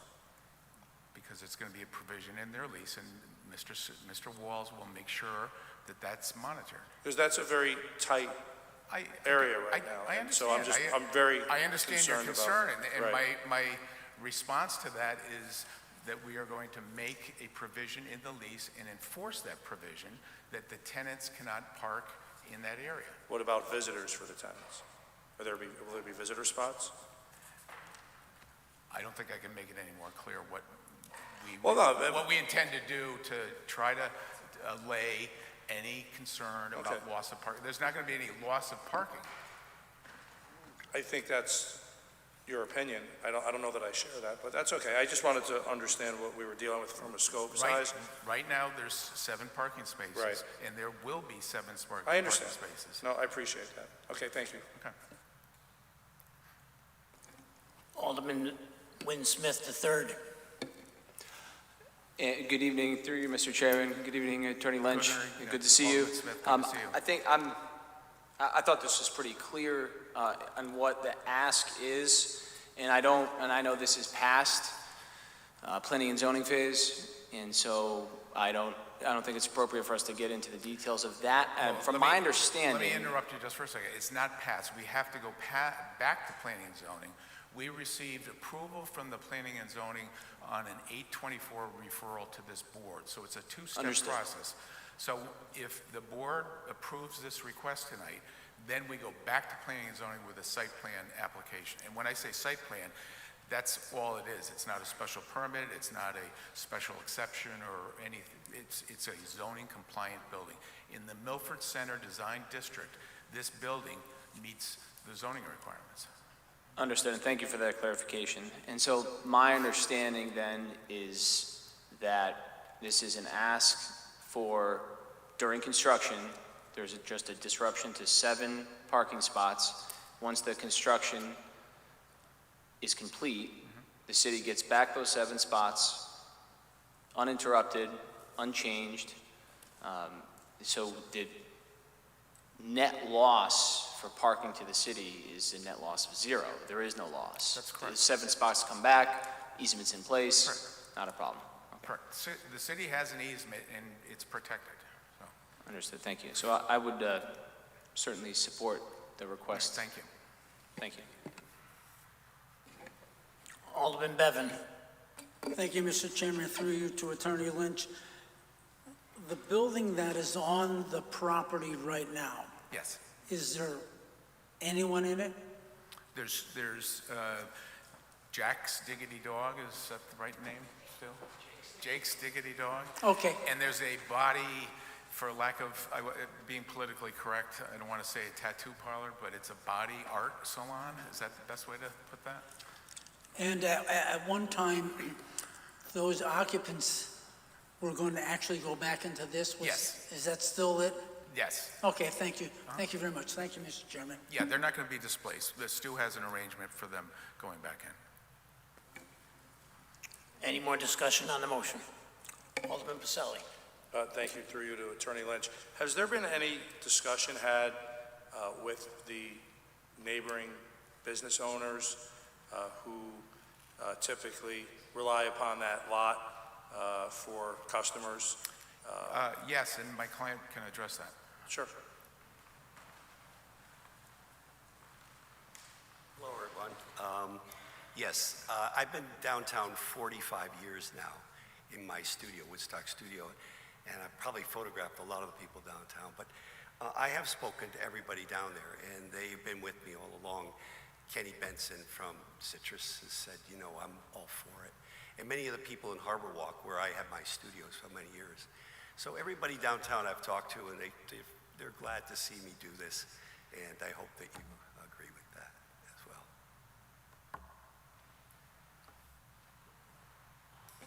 Any more discussion on the motion? Alderman Brennan. Just following up on that, so did you also talk to the Downtown Milford Business Association on this? Have they taken a position? No, I haven't talked. Okay. Alderman Pacelli. Oh, any more discussion on the motion? Alderman Federico. Thank you, Mr. Chairman. Through you to the city attorney, what would happen if we were to say no to this? We often ask you these questions when we're presented with something of this nature. Mr. Chair, through you to Alderman Federico, I don't know the answer. Attorney Lynch does. I do. I don't like to put any ideas in his head. restraint on alienation, there's certain legal terms that can be conjured up. Like I said, he would come up with a few words.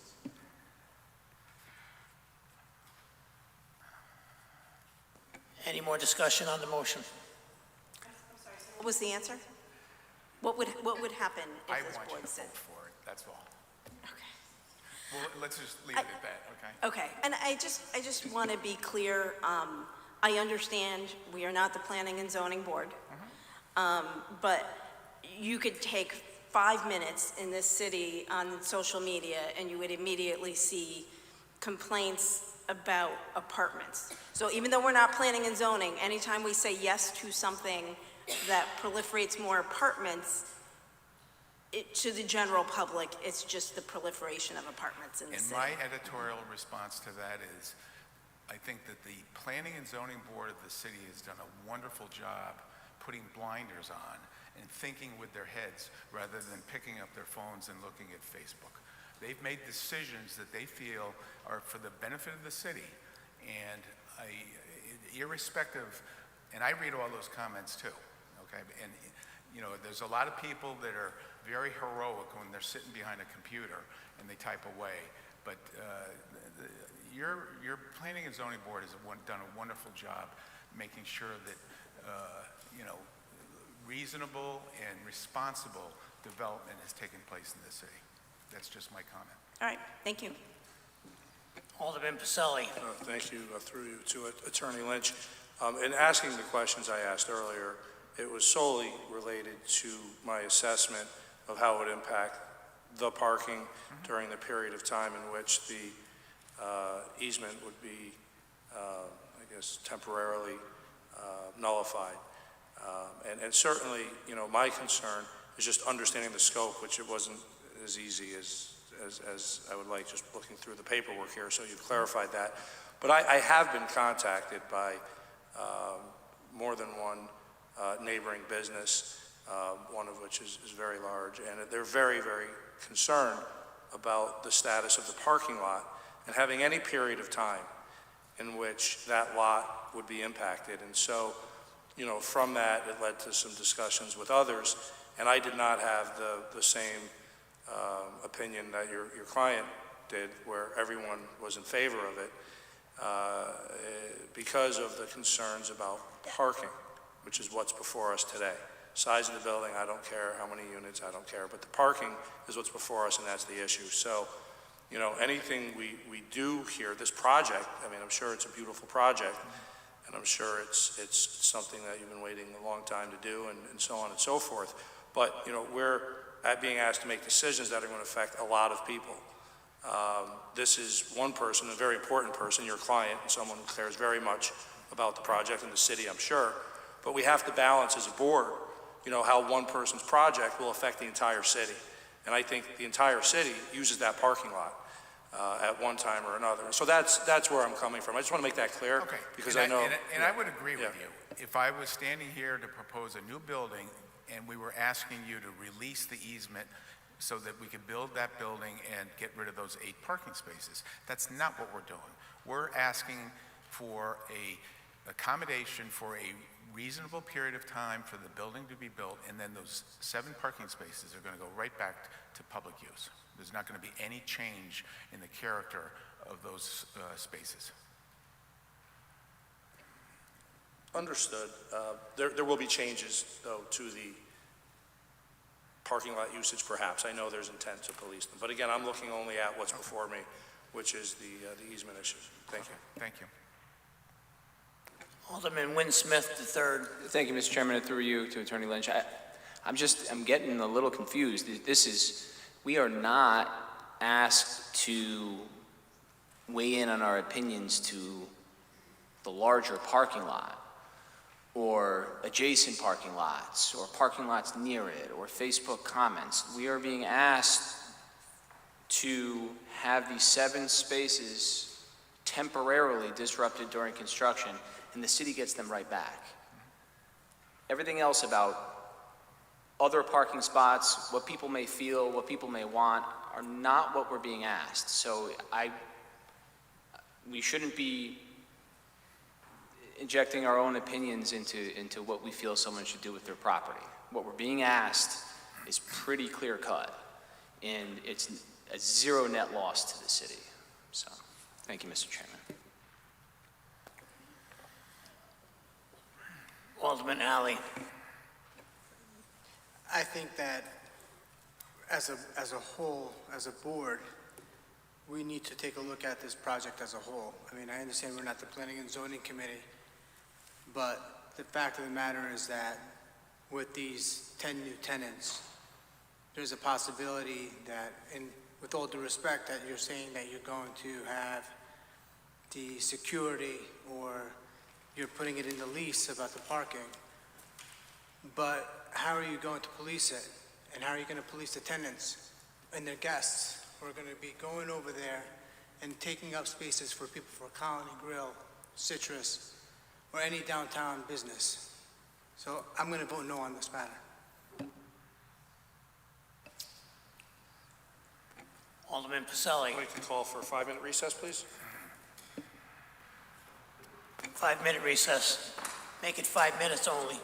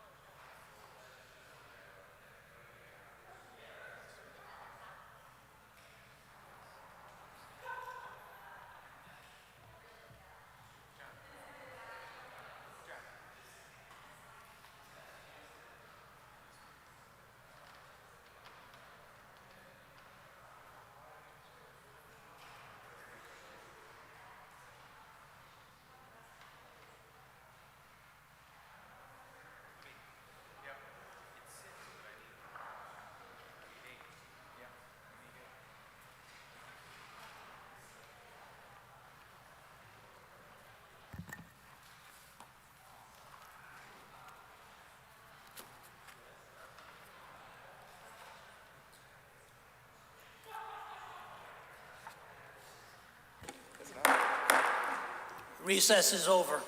Is there any more discussion on the motion? I have additional comments I wanted to make, Mr. Hearing Chairman. none, all in favor? Aye. Opposed? Nay. Roll call vote, Madam Secretary, please. Alderman Ali? No. Alderman Bannon? No. Alderman Bevan? Yes. Alderman Brennan? No. Alderman Casey? Yes. Alderman Federico? No. Alderman Fowler? Yes. Alderman Healy? No. Alderman Height? No. Alderman Lombardi? No. Alderman Pacelli? No. Alderman Michael Smith? No. Alderman Winthrop Smith Jr.? Yes. Alderman Winthrop Smith III? Yes. Alderman Vitro? No.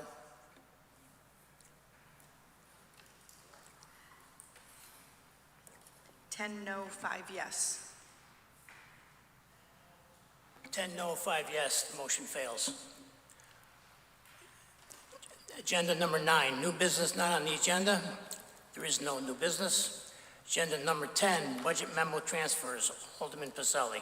Agenda item 10, consideration of budget memo transfers number 5 and number 6, Fund 1005 and 2,812, fiscal year 26.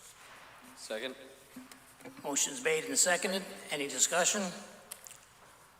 Hearing none, all in favor? Aye. Opposed? Motion passes unanimously. Agenda item number 14, refunds list, Alderman Pacelli. That's agenda item number 11A, consideration of refunds in the amount of $78,299.31. Second? Motion is made and seconded. Is there any discussion? Hearing none, all in favor? Aye. Opposed? Motion carries. Motion passes unanimously. Reports of any standing committees. Is there any standing committee reports? Seeing none, we'll move on to reports of any special committees. Is there any special committee reports? I see none.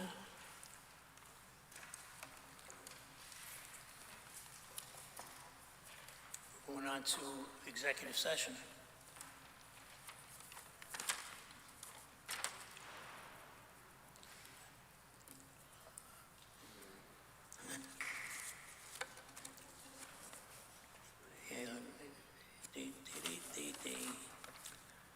Executive session under 14.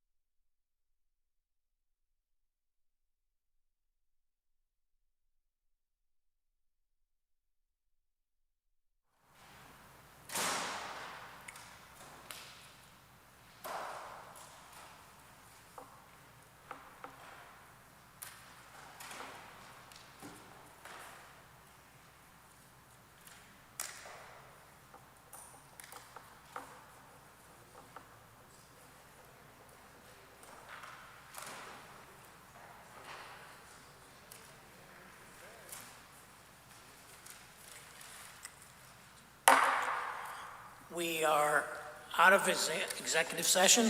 Alderman Pacelli, is there a motion?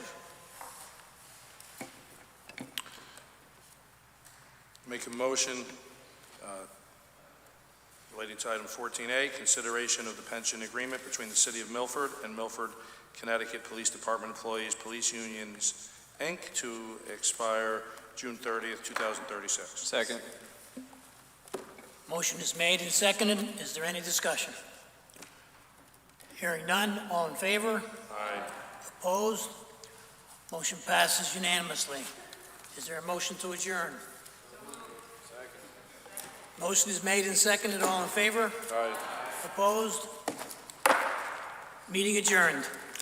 Thank you, Madam Secretary, for staying so long.